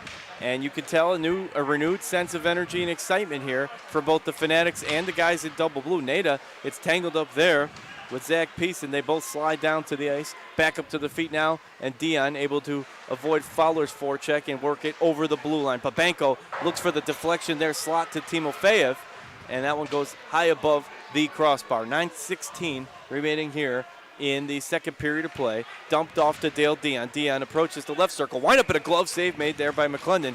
And if you're Frankie McClendon, you have to feel like you have a little bit of momentum as you're not in such a hole now. Yeah, I'm sure for Frankie, he's kind of felt like a couple of games recently he's been kind of hung out to dry and hasn't really had much help, but a little bit of a better defensive effort in front of him outside that little lull earlier in this period. And Thomas Stewart-Dent will not be at 10 points. They've made another scoring change now as Alfonso Diaz is credited with the assist. So the assist still stands for Daniel and the goal still for Isaiah Crawford. But now it is the assist going to Alfonso Diaz, who picks up his 4th point, all 4 on assist. So the Pembroke Pines Florida native finds himself on the scoring line. That one goes wide right of Joseph Young. Chance down here to put the rebound in, but Young will stick it out as Josh Newberg was sliding towards the net. And we didn't mention it earlier, but with that assist on the Icebreakers' first goal of the night, Stephen Fowler's point streak hit 4 games. Haven't had a lot of point streaks lately, with not a ton of huge offensive efforts, but of course Declan Conway had the team's longest point streak in franchise history, 16 games earlier in the season. Declan Conway has, and it is the second longest point streak in Icebreaker history. Gordy Bonnell had a 19-game one that stretched from December into the first day of February. I had to one-up me like that. I knew I was missing one. Declan Conway, his began all the way back on November 1st and went to December 14th at 16 games. And then John Butita, he was involved in that same stretch from November 8th to December 14th as well. Both games ended with that one, and he had 14. So, as you talked about earlier, though, Jared, to tie to an earlier point, I'll give you the double assist back here, is you had talked about how important and how strong that scoring trio was. And you look right there, those two guys to go on mid-tens point streaks and have 2 of the top 3 point streaks all time for the Icebreakers. Lots of offense was definitely seen in the early going. And, of course, John Butita in his first game with Carolina finds the back of the net, not really surprised at all there in a 2-1 game, Thunderbirds over Prowlers. John Butita had a 3-3-6 scoring line called up to the Quad City Storm, and now back in the FPHL. Could have been with Delaware, which would have been a huge coup for them, especially if they could have kept Ryan Marker, but ends up on Carolina, the first place Western Division leading Carolina Thunderbirds. As if they needed one more weapon, they get the Kent State Golden Flash John Butita and all the offense that he brings. Elmira brings that one in. That goes just wide left. 7:45 remaining here in the second period of play. Double up shots on goal for the Enforcers, but only up 1 on the scoreboard, 3-2. And now Fowler takes it over right circle, trying to dump it back to Nada. He'll end up getting it to Berger. Takes a hard wrist shot there that goes just wide left. Now working it to the slot. Berger with the backhand shot, and a nice job there. A seated save by Young, and sticks a flying, try to poke that one free. And we've got a little bit of altercation now between Gino Mini, Blake Nada, and Brandon Tucker. I was going to say, Jared, I can't remember. This has to be the longest stretch we've ever gone without being on the power play or the penalty kill. There's been 0 for either team.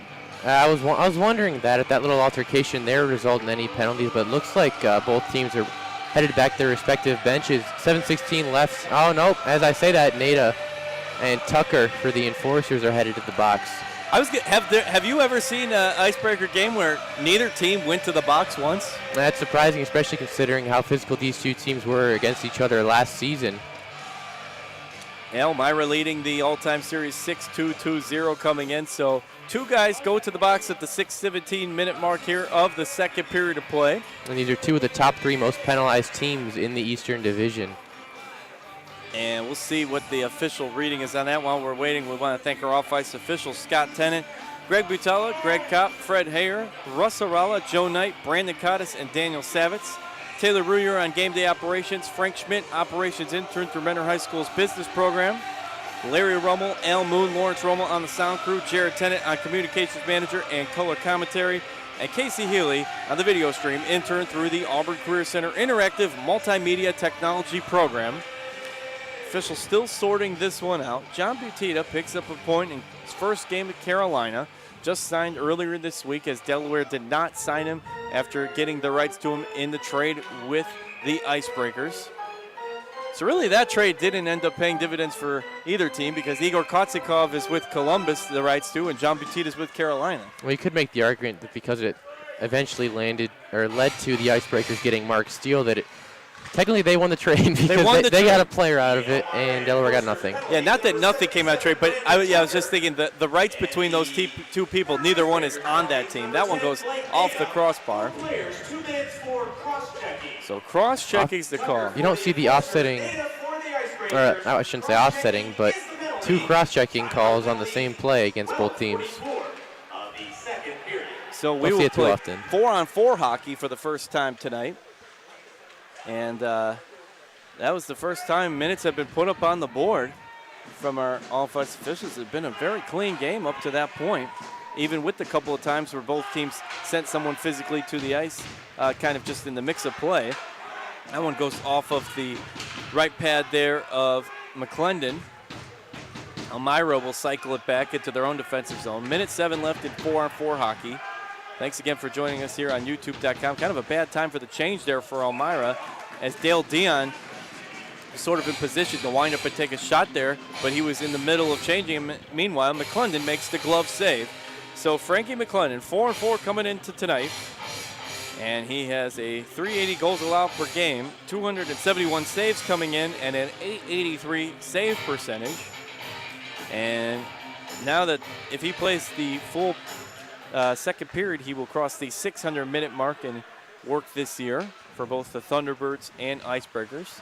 Minutes definitely increased when joining Mentor, as Carolina just had a slew of goalies they could throw out. At one point, 4 guys who could start on most teams. Now the fake wind up there from JT Walters. Walters has 2 icebreakers to contend with, and that one will go back to the defensive zone of the Neon Green Machine. 5:47 remaining in the second period of play. 30 seconds left of 4-on-4 hockey. Icebreakers on the forecheck here at Menor Ice Arena. First home game since January 26th, and we're happy to bring that game to you as the Enforcers now cross into the neutral zone. Timofeyev, he's got 1-on-3, but he's still able to almost find Zach Peace, who's been on a roll for Elmira. Danieluk puts his body in the line of that shot, and now Menor looking to counter. Led by Yuri Pashtuka. Pashtuka crosses center, crosses neutral zone, crosses blue line, winds up, and that deflects off of the left glove of Joseph Young there. 30-16 shot on goal advantage in favor of Elmira. 3-2 lead in favor of Elmira. And now it's Timofeyev. He was trying to dribble that one forward to Peace, but it went a little wide right. Now Elmira on the change once again. Dale Dion back on. Puck happens to go just right past him a lot tonight. It's been good spacing. And Elmira will work it into the neutral zone. Flips it to the air and out of play into Souvenir City at 4 minutes and 44 seconds left. The Icebreakers would like to thank Dr. Jariga, Chris Lewis, Rashawn Bailey, and Cassie Mann, and Malia Harwood, as well as Lake Health, for providing medical staff for tonight's game and throughout the season, although we have not been on the Lake Health power play yet today, nor have we been on the penalty kill, and I still think the minutes have been up, but this must be one of the longest stretches where we have not been on the power play or penalty kill. Yeah, it's been a really clean game on both sides, I would say. Not really a ton of physicality, some big hits, but clean hits.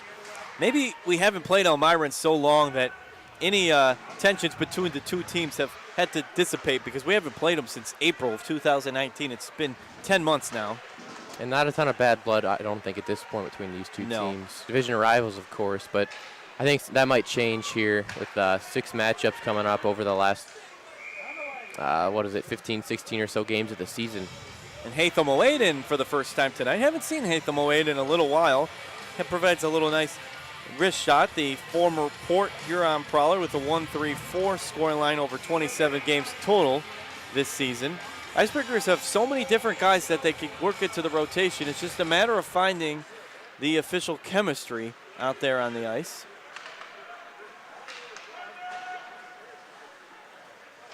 And 3-2 still the lead in favor of Elmira. Forechecking here by Andrew Harrison, who's having a nice night for the visiting team. Enforcers up 1. Waning minutes of the second period. Works it up to Harrison. Harrison goes center, trying to get it to Juric. Stick lost there by Jurovic, one of the Czech Republic natives on the team, part of the Czech Council when he's out there with Yuri Pashtuka, former Carolina Thunderbird and Columbus River Dragon for a brief time this year. Now Patterson cycles around the net. Nice pass. He finds Harrison, and that was the way to do it. But McClendon, with a nice stance there in goal, pushes it back out. That one actually, I think it might have hit off of the leg pad of Dom Horvath. He looks to be in some pain. Yeah, Jurovic is still slowly getting up down here at the right defensive circle for Icebreakers. Slow to get up, but he is fine. But Horvath, you're right, kind of clutching his rib area. And he will be attended to by the Lake Health Athletic Training Staff. Again, thank you to them, and hopefully he is fine. Next time you're here, make sure you check out our merch table, and you can preview that by going to MenorIcebreakers.com, and this is your official source of Menor Icebreakers gear. A whistle immediately after the draw. 3:08 remaining now in the second period. Looks like we'll do that one again. It'll be Hussey, and right now it's Josh Newberg. So for so many of these guys, it's their first time out on Menor Ice. They've been playing a handful of games on the road, but for guys like Dominic Horvath, for Josh Newberg, for Mark Steele, that's all their guys' first time out there on the ice. Yeah, it's just really a tough draw for the schedule, and of course moving some of the home games didn't really help, and just from a hockey perspective of playing all these games on the road. Definitely good to see these next 4 games on home ice. I think it's a much needed little reprieve from the road trips for the players. And the net comes off the moorings a bit there at the 2:39 mark here in the second period. Again, I want to thank Nikki Davis for singing the national anthem. Does a great job here, as well as at Menor Ice, or at Lake County Captains at Captain Stadium over in Eastlake. They're getting ready to start here in a couple of months. It's hard to believe baseball's around the corner. Hockey's going out. It's a good time to be a sport fan, especially here in Northeast Ohio. The luxury of having some quality minor league teams in the professional ranks. Now Daniel will skate down, try to cut off Zach Peace there. Battling for control is Kyler Matthews, but now Stephen Fowler, the Oxford, Michigan native, one of two on the team, with a hard wrist shot that he tried to sneak past that left corner, and Joseph Young taps it back out. That one went ricocheting hard off of him. We told you about tomorrow night, the Cancer Awareness Night. You got to come out and check out that and participate. Definitely bring a teddy bear. And the following weekend, it's the Port Huron Prowlers, who we've played so much over the last couple weeks. We finally get them back here at home. Friday, February 28th is game show night. And first ever Pucks and Paws night on Saturday, February 29th. More information at MentorIcebreakers.com. Peshtuka now, that one pickpocket away from him. And that was from Hudson Michaelis, who sends one hard off the backboards. 1:51 remaining here in the second period of play on this Friday night of a two-game series, Eastern Division matchup with Elmira. Very important games here in the Eastern Division. And one thing that has been a boon for Mentor is the fact that the Delaware Thunder have been on an 11-game slide. That one goes high, flying off the pads of McClendon. How did that not go out of play? It went straight up in the air and back out onto the ice. Michaelis has got Farrington all over him here, trying to find a man in relief. He'll dump it behind the net now. Good job by Mentor to close out, though. And Peshtuka working to get up to Morrow. Morrow bounces that one off his face guard there. He crosses over right circle. Stick handles past his man, goes behind the net, cuts back. Perks winds up, and oh man, that one goes off the crossbar, and Young will float over to recover. But man, Tim Perks had some steam behind that one. Yeah, I'm sure Tim probably wants that one back. He kind of chipped that one in there. Might have not gotten a full hold of that puck. It just kind of floated over the shoulder of Joe Young, made things easy on him. The Elmira Enforcers, coached by Brent Clark in his second year with the Enforcers. Played 400 pro hockey games himself.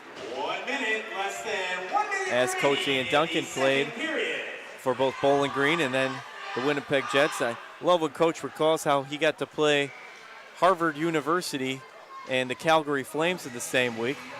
A little bit different looks there, both wearing a bit of crimson, but can you imagine playing in the collegiate finals and then a pro NHL team in the same week, just separated by 4 days? A little bit of a change of pace there in a couple of days' time. And I believe it was Saturday night, and then he made his debut either on a Tuesday or Wednesday night in the NHL, and he picked up a goal in his first game, did Coach Duncan. So both coaches here with a lot of pro hockey experience. Now it's Babenko trying to feed it up. He couldn't get it there, Peshtuka, but Peshtuka sends a pass right back at Babenko. Team's volleying for control here with 23 seconds left in the second period. Head towards that Labatt Blue second intermission. Enforcers in their own zone, cross neutral zone now. Stepan Timofeyev. Stick handles, passes, man, between the circles. Nice stick handle there, but he takes down, spilled to the ice by Daniel. Daniel's had a couple physical plays. A little bit of a different edge here tonight from the Minsk Belarus native as zeros go up on the scoreboard. And it was all Elmira to start, adding 2 goals before the Icebreakers finally found Twine off the stick of Isaiah Crawford. 3-2, Jared. And I'll tell you, that second goal for Mentor was maybe the difference maker of this one being all out of control and being another win for the Enforcers in the East, and Mentor still having a chance competitively here in the third period. Yeah, I'm a little bit surprised there at the end of that period, seeing Stepan Timofeyev. Looks like, I think it's Tyler Urich looking for an explanation at center ice. I know Elmira's bench wanted that penalty call, and head coach Brent Clark is still looking for an explanation, but nevertheless, it's 3-2 game, and Icebreakers are still very much in it, and confidence-wise, I have to feel like they have a chance to win this game against one of the better teams in the league right now.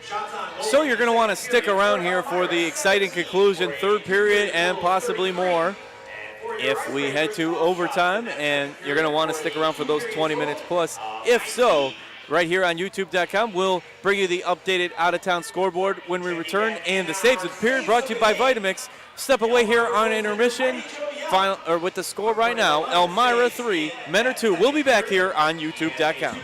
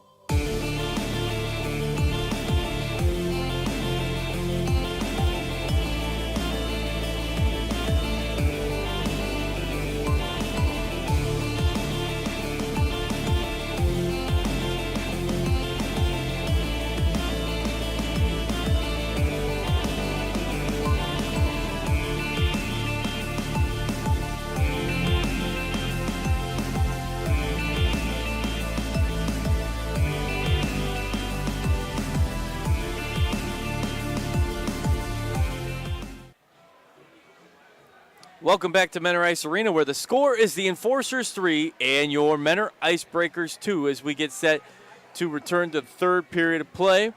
In 20 more minutes back on the clock, want to remind you as we get ready to bring you the out-of-town scoreboard and update on how Rodebush is doing that tomorrow night.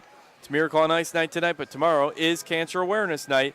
Special night to raise awareness for a disease that affects so many. The Icebreakers will be wearing their specialty cancer awareness jerseys, sponsored by the Menor Figure Skating Club, Global Real Estate Advisors, and Scott Cares. There will be a teddy bear toss. Bring brand new teddy bears, and after the first Icebreakers goal, throw them on the ice. The specialty jerseys will be auctioned off on the Live Source app following the game, and proceeds will go to benefit the Scott Hamilton Cares Foundation. Following the game, there will be the first ever Frozen 5K. Skate to EliminateCancer.com. Get a team together or sign up yourself to skate a 5K and raise money to fight cancer. I believe it's 35 laps around the rink, but I could be wrong. Funds raised during the Frozen 5K will benefit the Scott Hamilton Cares Foundation. And now Jared's going to give us some updates on Austin Rodebush, who was the rock in between the pipes for the Icebreakers over the first half of the season. It's kind of hard to believe, but somehow Austin Rodebush is playing even better up in the SPHL than he did with the Icebreakers. Right now he's got a 2-1, 1-1 record, has a shutout under his belt, but a 2.35 goals against average, 924 save percentage. Right now Roanoke's on top of Peoria 5-1. Rodebush has stopped 21 out of 22, so not a surprise really if you saw how well he played for the Icebreakers. He stole multiple games that the Icebreakers had no business winning. I don't know if you remember that game against Port Huron. It was a 6-2 win, but Port Huron probably should have had 8 goals that night. Austin Rodebush, to add to his accolades, he has the top 2 most saves in a game, 63 on January 10th versus Carolina, and 54 on November 23rd versus the Prowlers, as you mentioned. Not to mention 11 wins ties him for most career wins, and that was only in half a season. Hard to believe he's already amassed those stats. He didn't get called up until January 16th, so he's had a very productive just over a month of the SPHL. Yeah, for sure. And looking at the SPHL out-of-town scoreboard before the opening puck drop here, Danbury's now on top of Columbus 3-2. Watertown still holding on to that lead over Delaware 5-3. Ryan Marker with a multi-goal night against his former team. Carolina on top of Port Huron 4-2. Of course, you mentioned before John Butita, the former Icebreaker, with the goal for the Thunderbirds. And then Danville's taking a 4-2 lead over Battle Creek in Michigan. So 20 minutes back on the clock. The Enforcers in their white jerseys with green trim and green numbers will again move left to right. The Icebreakers, this is the side that they were up 1-1 in the first period, will move right to left once again in the dark blue with light blue and white trim, white numbers, that double blue look for them. They'll wear their special jerseys tomorrow. They'll have to come out and see what color they are. The nice looking jersey for Cancer Awareness Night. And in a moment, we'll bring you the Vitamix saves of the period. As always, Vitamix fueling you from practices to game day. But we are underway now, third period action. And it is a immediate whistle here, 10 seconds in. Yeah, I'm not sure about that call there. They said that Henry Berger got to the puck before Elmira, but it looked like, trying to get a number on that Enforcers player, but it looked like he had beaten out Berger to beat out that icing call. So I think the referees are kind of realizing their mistake and putting the face off center ice. So 10 seconds later, we'll do it again. Frankie McClendon looking to pick up win number 5, and Joseph Young looking to pick up win number 8, respectively, for their personal careers. We thank you for, again, joining us here on this Friday night and a full night of action in the FPHL. Farrington now cycles that one back to Berger on his own right defensive circle. Now left side over to Mark Steele, newest Icebreaker out there, former Battle Creek Rumblebee, and of course adds that size at 6'3", 210, is the Danville, New Hampshire native. Did you know there was a Danville, New Hampshire along with Danville, Illinois? I found out when Mark Steele joined the team, actually. Maybe they could find that as a market, and then we could have Danville versus Danville, and when we read the scoreboard, everybody could be confused. That sounds great. That's what the league needs, is more confusion. Wind up there from Urich, bounces off the right pads there of Frankie McClendon. Enforcers in their own defensive zone, looking to scout this out. They've got Gino Mini skating free on the right side, but that pass stolen before they could work it right side. Icebreakers now cycled all the way around left side on the near boards. That's Dominic Horvath, the Toledo, Ohio native, and another one of the new Icebreakers. He was a part of that February 6th trade that brought him over, and the Mark Esery sent to Elmira, New York. And Horvath, pretty experienced in Enforcer jersey. 21 games with Elmira before the trade, had a couple of assists, and just got his first pro goal the other night in Port Huron for the Icebreakers. And he was able to do it in double blue for Menor, helping us out. Newberg's already scored as an Icebreaker as well, so some of the new guys getting involved here in their first couple games. That one skips down along the near boards. 18:06 remaining in the second period of play. Elmira 3-2 lead. They had 3 unanswered goals after the first Menor score by Henry Berger. And Isaiah Crawford, number 8 for Menor, tied things up with his 8th point of the season. Or not tied things up, but brought things within 1 striking distance now for Menor, who's looking to put things together as they cross over into the blue line. That one goes behind the net of Joseph Young. Good forecheck there by Josh Newberg. Newberg with a 1-1-2 scoring line so far. Had some success last year as a member of the Watertown Wolves. He'll be heading to the box pretty shortly. I think he did everything he could to try to avoid that tripping call, but his stick just got caught up with the enforcer and really couldn't do much to prevent him from going down at that point. At the other end, Urich takes a windup and a glove save made there by Frank McClendon. So when Misunderstanding by Genesis off the 1980 album Duke plays, an Icebreaker goes to the box, and that's the first penalty kill for either team. Elmira will have the 5-on-4 advantage. There was a brief spell in the second period where we played 4-on-4 hockey for 2 minutes, but Josh Newberg goes to the box for the first time here at Menor Ice Arena, and Elmira will have the 2-minute advantage here at 17:22 remaining in the second period of play. Once again, a big anniversary shout out to Tim and Stacy Healy, parents of Casey Healy, here on the video stream. 2 minutes for tripping. 2-minute tripping call is what's going to go against Newberg, as Jared astutely said. And Menor will have to contend with the disadvantage here for the next minute 41. Elmira, this could be a chance for them to add to their lead, get a little bit of cushion. Menor needs to evade that to stay in this game with the second place team in the Eastern Division. Good crowd on hand here of Fanatics. Elmira working it around the perimeter of the zone. That one goes hard off the back glass. Now feed it over to Timofeyev. He'll dump it back to Urich. And a breadbasket save made there by Frankie McClendon. Raffle tickets. We have the winning 50-50 raffle ticket number. I'm trying to get the official numbers right now, but I know Elmira's power play is up to 22.2% on the season. At one point they were at the bottom of the Eastern Division in terms of power play efficiency, but over the last couple of months or so, this team's really found its stride on the man advantage. Helps having a guy like Tyler Urich, who's, I believe he's leading the team in power play goals on the season. He's got 16 of them. Wow. Elmira, yeah, right now at 6th in the FPHL at 19.5% on the power play. And they're looking to add to that number right now.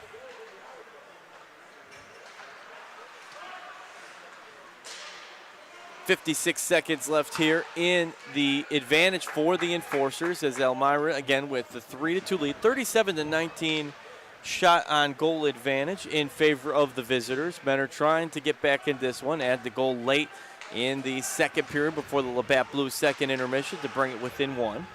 Now behind the net, Elmira trying to work it back out right side blue line. They're looking for Urich there, the point man, literally and figuratively, and he'll get it over to Timofeyev, who triangle passes that one over to Michaelis, who sends it hard off the backboards. Back in play now at the left side of the blue line. Timofeyev, Rookie of the Year, tries to sneak that one in. Looking for the deflection was Glenn Patterson, the Cobden, Ontario, Canada native, and they find it back out as too many times around the perimeter of the zone. Eventually, the Icebreakers were going to pay, and they do it with only 11 seconds left on their power play opportunity. Elmira jumps out to a 4-2 lead. And Jared, I think that was just too many chances down there in the defensive zone. They worked it around the perimeter, left to right around that blue line, and eventually it paid off for them. Yeah, a little bit of an uninspired effort on the penalty kill for the Icebreakers. Just could not get the puck cleared out, and the Enforcers are good enough that they're going to make you pay if that's the case. Tyler Urich, I believe, just netted his 17th power play goal on the season. you know, when this Enforcers team is back to full strength with Mahfouz, Juric, and Timofeyev on that power play unit, I mean, that's as good of a trio as you can find in this league. And I think you could put me out there with those guys on the ice, and we'd find a way to score. And it is Tyler Juric, 37th goal of the season, picks up another point tonight. And Timofeyev will add in another point as well on the assist. And Patterson was there as well. So Patterson tried to set up the previous scoring play. That was close, but he comes through on that one. And all of a sudden, Elmira with the 4-2 lead, a 2-goal lead. They do say the most dangerous one in hockey, but nonetheless, with Menor trying to get off their struggling ways, you don't want to be facing a 2-goal lead with one being enough. And almost doubled up the shots on goal now. Glove down by Gino Mitney, 38-20, the advantage. Mark Esri back on, hasn't had a shift out there in a little while for Elmira, though he played almost the entire first period, it seemed. Dmitry Daniuk will skate past him along the near boards and swing that one and around into U. He'll get it to Josh Newberg back out on the ice. And it was a tough thing with that was it was only 11 seconds left in the penalty kill. Menor tries to get a deflection there. Hatham away. Dmitry Daniuk and Josh Newberg down there unable to put it in the back of the net. Now, nice board there by Hatham away, the Houston, Texas native. Elmira crosses center ice over the neutral zone to Mark Esri now. He's challenged there, right circle. 14:01 remaining now here in the third period of play from Menor Ice Arena. 2-goal lead, almost made it a 3-goal lead, did Andrew Harrison as he was skating short side there and only had Frankie McClendon, but quickly McClendon sent it back out. A loose stick out there on the ice. And now all the way back behind his net, it's Kyler Matthews. He's taking his time here. Tim Perks surveying the forechecking opportunity. Blake Nader there as well. Elmira will feed it forward, but Henry Berger will recover the loose puck and evade the forecheck there by Hudson Michaelis. Work it up on the far near boards here. Blake Nader. Nader goes over center. Follow winds up between the circles and bounces off the glove there of Joseph Young. Got a little steam behind it on that wrist shot. Saw that good news you had pulled up on the side there. Rumblebees, well, everybody kind of roots for the Rumblebees when you're not playing them. They have pulled within one against Danville, huh?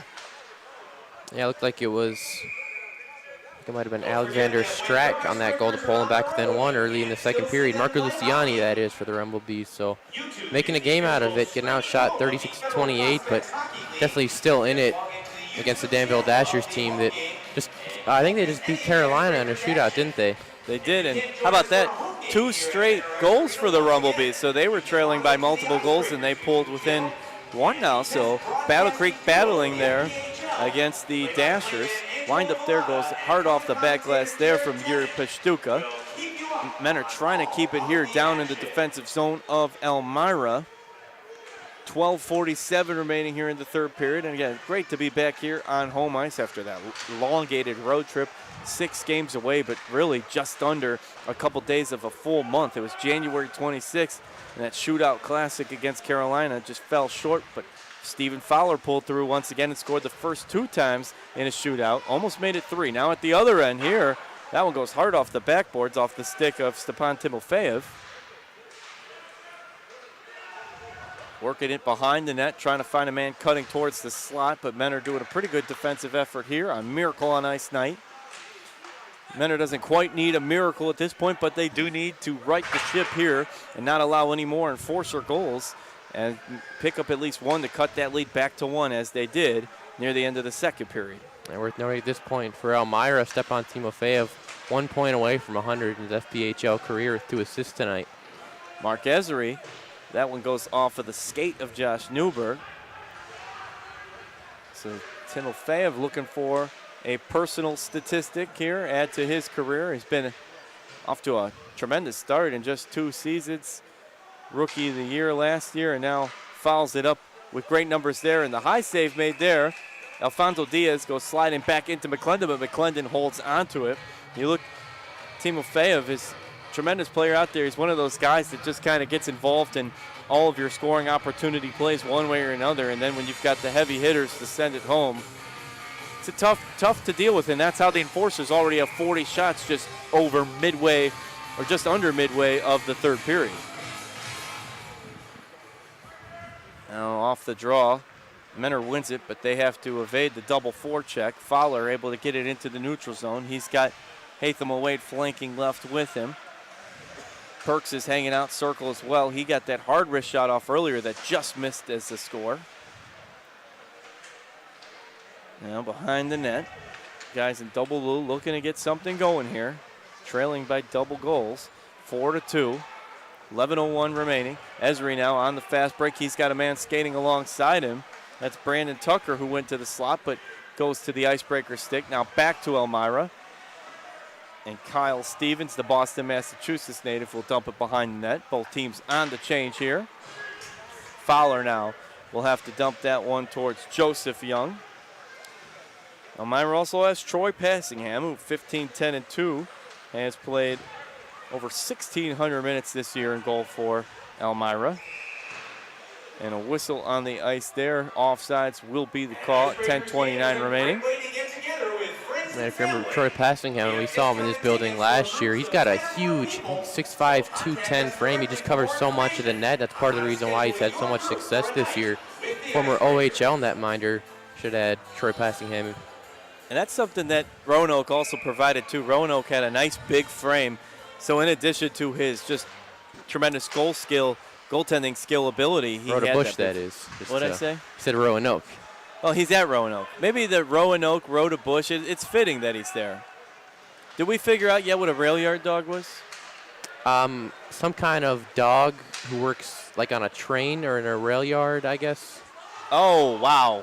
That one was on a clear train shot to the right corner. Had a lot of steam on that wrist shot from Dale Dion, who's having a nice game for Elmira. And unfortunately for the Fanatics, that pulls this one as a 3-goal lead for Elmira. The Enforcers continuing to showcase how many different guys could step up for them. And that was Dale Dion with a hot shot there from the left side of the blue line to the right corner at 10:08 remaining to put the Neon Green Machine up 3, 5-2.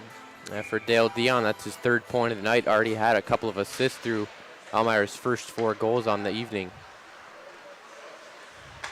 So if you're the Icebreakers now, where's the attention, Jared, over the final 10 minutes? We're halfway through this 3rd period, and at this point you have to be playing for overtime at best. So where does that begin with 9:49 remaining?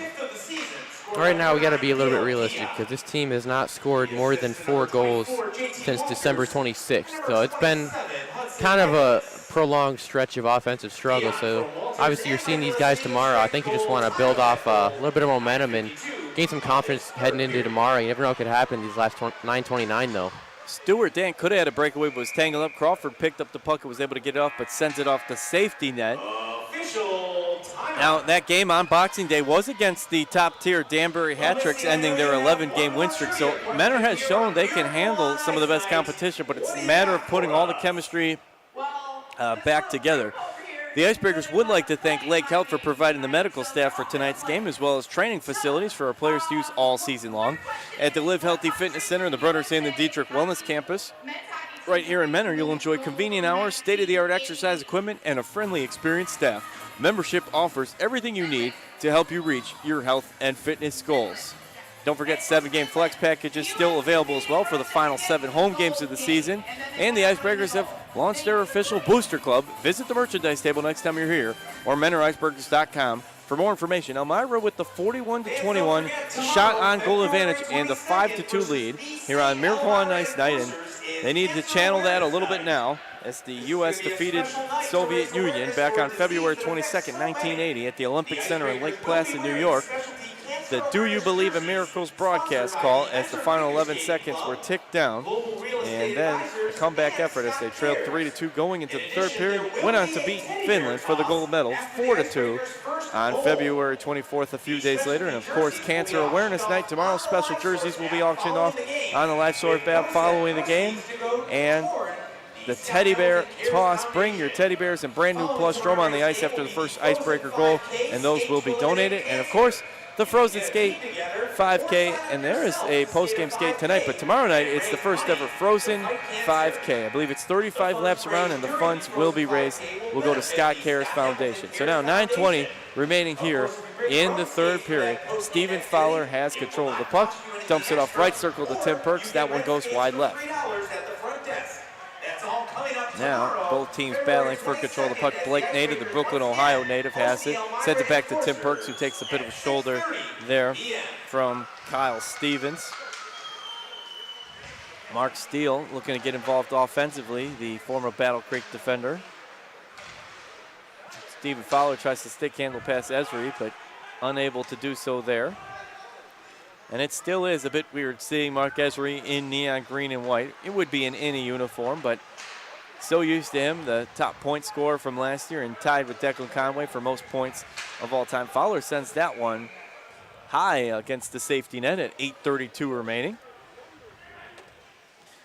I want to thank our off-ice officials one more time: Scott Tennant, Greg Butala, Greg Kopp, Fred Hayer, Russ Horala, Joe Knight, Brandon Cottis, and Daniel Savitz. Taylor Ruyer on game day operations, Frank Schmidt, operations intern through Mentor High School Business Program, Larry Rummel, Al Moon, and Lawrence Rummel on the sound crew, Jared Tennant alongside me on color commentary and communications manager, and Casey Healy, intern through the Auburn Career Center Interactive Multimedia Technology Program on the camera, stream, and video.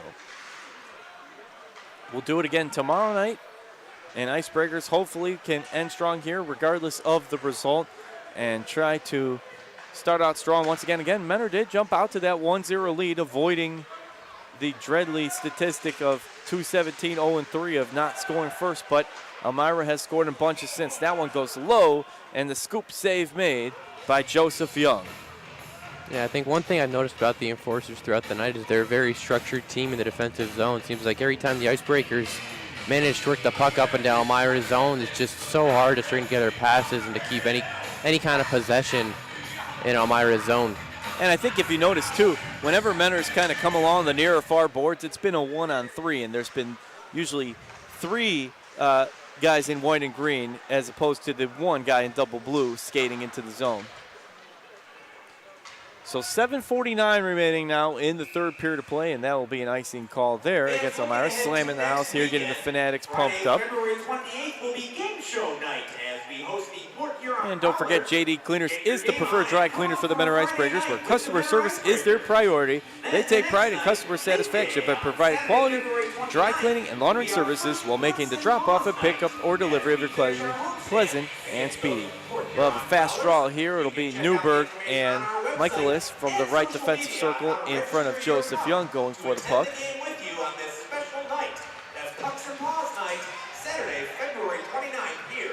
Now Daniel somehow gets that off the edge of his stick and had some steam behind it, but sent back out. And again, the closeout effort there. Look at Gino Mini fight his way through. Fast break past a falling Stuart Dant. Wind up and just misses wide right. Heck of an effort there from Gino Mini to go coast to coast. Now back in their own zone. JT Walters feeds it over to Urich, right side. Enforcers on the change. Mentor needs to get something going here with 7:04 remaining. Now it's Henry Berger crossing into the neutral zone over center ice, left side of the blue line. But look at that. Once again, as we talked about, it was a 1-on-3. He had Walters, Peace, and Babenko to contend with, who now skates free the other side. Left circle, gets a shot off, and bounced back out. It is tough when you don't have the numbers down there in the defensive zone to get the look you're looking for. Now Babenko bounces that one off the near boards. So good to hear, though, about Rodebush. We talked earlier at the Roanoke Rail Yard Dogs. With a winning record, a shutout to boot, and getting a lot of playing time, stopping, as Jared said, 21 of 22 at the time in that SPHL contest. And that all FPHL goal lineup, along with former Carolina Thunderbird Henry Dill. Now, fighting his way through there is Stepan Timofeyev. Eventually, Mentor will gain control of the puck. Blake Nader skates over the circle. He was looking for Stephen Fowler, but the pass goes behind him. Just a little miscommunication there. Yeah, it's not the first time. It's one of those passes to the slot has been just a tad off. Could have resulted in a really good scoring chance. And those fast takes to the slot are some of your best chances. That rush in where you just hit one-timer in and gives you a good look, especially off a quality stick like Stephen Fowler, but the timing has to be there. 5:32 remaining. That one off the skate of Blake Nato will go all the way back into the Elmira defensive zone over their left circle. They'll take their time coming out. Kyler Matthews now brings it out after Alex Morrow applied the forecheck up to Mark Esri. He'll wind up. Scored so many times at both ends of the ice here at Menor Ice Arena.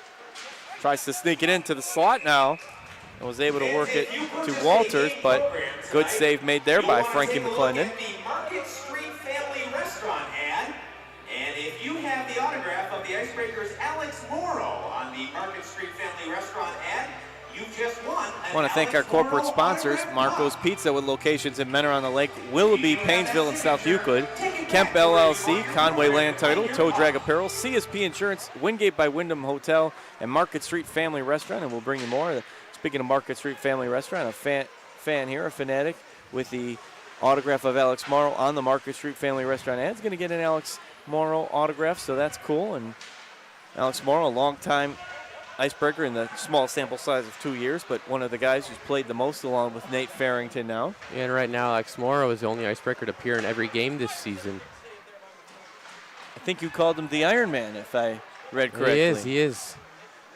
And he's a good guy, too. Alex Morrow, pretty well liked by the Fanatics. Just a easygoing kind of guy, always in a good humor. Been with the team since their inception back in the opening training camp in mid-October last year. Really impressive win here for the Columbus River Dragons tonight over the Danbury Hat Tricks in overtime. It was C.J. Hayes scored 3 minutes 46 seconds into the extra period. Columbus won that one 4-3 over the Eastern Division leaders in Danbury. And before the River Dragons fell to Elmira, they had been on a 6-game winning streak. Wow, that one goes over the safety net and like a Plinko puck through the rafters, down out of play. Columbus has been on a bit of a tear in the Western Division, still in 4th place, but that Western Division has been tightening up a bit. Yeah, not entirely sure if this is official yet, but it looks like with that game going overtime between Columbus and Danbury, the River Dragons officially clinched a playoff spot. So the Western Division playoff field is pretty much set here, thanks to Battle Creek having a little bit of a tough season. Now the seeding could still be up for air. Yeah, seeding, who knows what's going to happen with that 2, 3, 4 even. You know, Carolinas, they got swept by Danbury pretty recently, so who knows what will happen in that division. That's the one team that has had the Thunderbirds number this year is the expansion Hat Tricks, who really brought it to them in every game. I know Carolina was looking to rebound each time, but Danbury no slouch. And then you look back and we beat Danbury 6-5. So on any given night, any of these teams in the FPHL can make it happen. Right now, Elmira is making it happen to the tune of 5-2, 43-22 shots on goal. And it's tough when you're trailing that shot and goal advantage. It doesn't always mean you're going to win, as we saw the time Delaware was here. And Aaron Taylor with the 51 save performance and the 3-2 Thunder win. But it is tough when you're losing doubled-up shots on goal. That's just a lot of action coming your way, whether it's McClendon, Brandt, or anyone else. I think these netminders here have had it pretty rough the last month or so of the season, especially Frankie McClendon, who's done really everything that we could ask of a netminder so far since coming over from Carolina. He's faced these really super heavy workloads he never saw as a Thunderbird. And I think he's responded fairly well so far. You know, tonight he's got 37 saves on 43 shots. Not really a bad effort. Made some pretty quality saves. And he had only played 4 games this year for Carolina, and then he instantly got thrown into the fire. And you want to talk about instantly, how about his home debut here? Jordan Brandt had a bit of a minor injury in the middle of the shootout, and Frankie McClendon had to come in and stop 5 of the 7 shots. I mean, that is being thrown right in there, and he had to. And he did a good job. He was rock solid in that, despite Carolina squeaking out 1 extra more than the Icebreakers, but it was he tremendous stopped effort. his former coach, Andre Nitch, in that shootout, if you remember.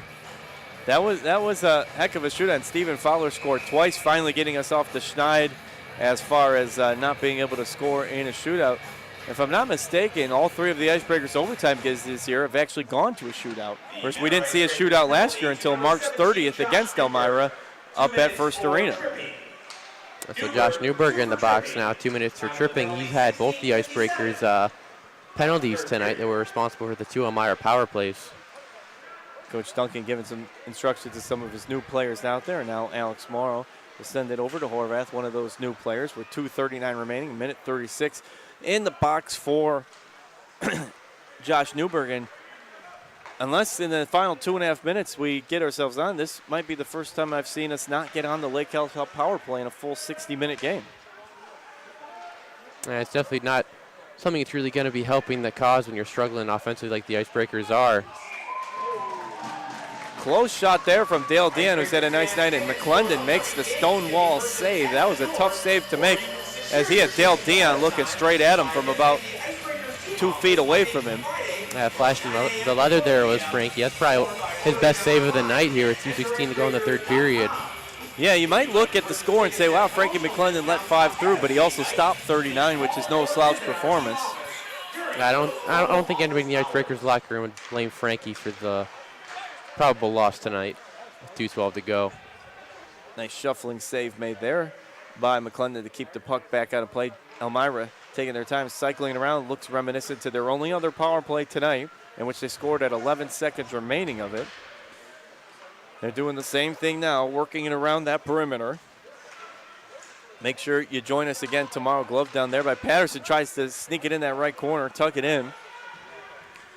It's a 6:30 game tomorrow, so we start around 6:20 tomorrow on YouTube.com. Your home and away home for all Mentor Icebreakers game. Or come out in person and bring a teddy bear or a brand new stuffed animal plush. Do the Frozen 5K and be a part of the live source auction of the cancer awareness jerseys. After already had a couple great auctions on the Christmas jersey as well as the military night, another great cause here. And all those stuffed animals will be donated to children that suffer from the terrible disease. Great job by McClendon to keep it out of the back of the net again. 9 seconds still in the box for Newberg and 1:09 remaining on the clock. That one goes flying down fast the other end of the ice off an Icebreaker stick, and that penalty kill goes successfully. So 1 for 2 on the night are the guys at double blue, but all of a sudden in a fast-moving game, only 1 minute remaining. And we mentioned Frankie McClendon really hasn't had his team helping her out too much, and right there you saw Glenn Patterson just cut right in front of the net. I mean, that just cannot happen, especially on the power play. See, those are the things, and another save made low here. McClendon, the things that don't show up are he has those saves now with over 40, but the thing is, some of these saves he's been left 1-on-0. It's only 43 seconds left in this one. 5-2 Elmira looking to pick up another win, and with that win they would go to 23-13, 2-3, and 3 more points would give them 76 as they try to catch Danbury. Danbury fell tonight to Columbus, so this could be a good night for the guys in neon green and white. 32 seconds left. Pashtuka avoids the board up there from JT Walters. And if you're Coach Duncan's squad, you just want to end here, not giving up another one. McClendon has to slide over his whole body to keep it out of the net. Every second here has been tough on him over the last couple of minutes, but looking for something to hang your hat on as you head into Saturday night. If the Icebreakers, well, they're 17.3 seconds away from a 10-game combined losing streak of overtime losses, and push has come to shove, and the Icebreakers are going to need a resilient showing tomorrow night. Yeah, for sure. And I'd assume we would see Jordan Brandt tomorrow night if the Icebreakers continue what they've been doing with the goaltending rotation. And definitely excited to see how Brandt responds after a really tough road trip for him personally. He had a really just not his best efforts in a lot of those games. I don't think it's entirely his fault, but 844 save percentage on the road this season kind of speaks for itself. But of course, 912 at home. He's been a really good player on home ice. It's going to be exciting to see him back at Mentor Ice Arena. Berger gets a shot off at the buzzer, but it's blocked back out at him, and the final score tonight from Mentor Ice Arena is the Elmira Enforcers 5, the Mentor Icebreakers 2. A tough one for Mentor. Jared, I think there's moments you look, they were able to score first against the second-place team who's on a 7-game winning streak. That would be 1+. High-stick salute here for the Fanatics and the team. And the other thing that I would say you have to hang your hat on is you were able to pull that game to 3-2 after 3 unanswered by Elmira. So, I mean, those be a couple shining moments for tonight for Coach Duncan's squad. I mean, you got to take what you can get at this point. You know, 10 games in a row, it's not something that any team really wants to go through. So I think at this point, every single little moral victory does count, especially for the morale of this team moving forward. Still got a lot of big division matchups coming up after that huge stretch playing a bunch of Western Division opponents. After this Elmira series, you play 2 against Port Huron, 1 against Danville, but then from there, March 6th through April 4th, it's all divisional matchups, including 4 against Delaware. They're going to be really important for the playoff picture. Yeah, we finished our Western Division series with a few teams already, and multiple teams, 3 of them, I believe. And nice to see Mark Esri was talking it over with some former teammates, as well as Dominic Horvath with Elmira Enforcer teams. It was a very clean game, all things considering. 2 penalty kills and 1 4-on-4. It was a fast-moving game here at 9:55, not even 10 o'clock here Eastern Standard as we finish up. We'll see how the Icebreakers will rebound tomorrow night. Again, remember, bring out those teddy bears, brand new plush. Check out the Frozen 5K. If you can't be here, join us tomorrow at 6:20 on YouTube.com. Your home and away home for all Mentor Icebreakers games, but we'd love to have you come out here.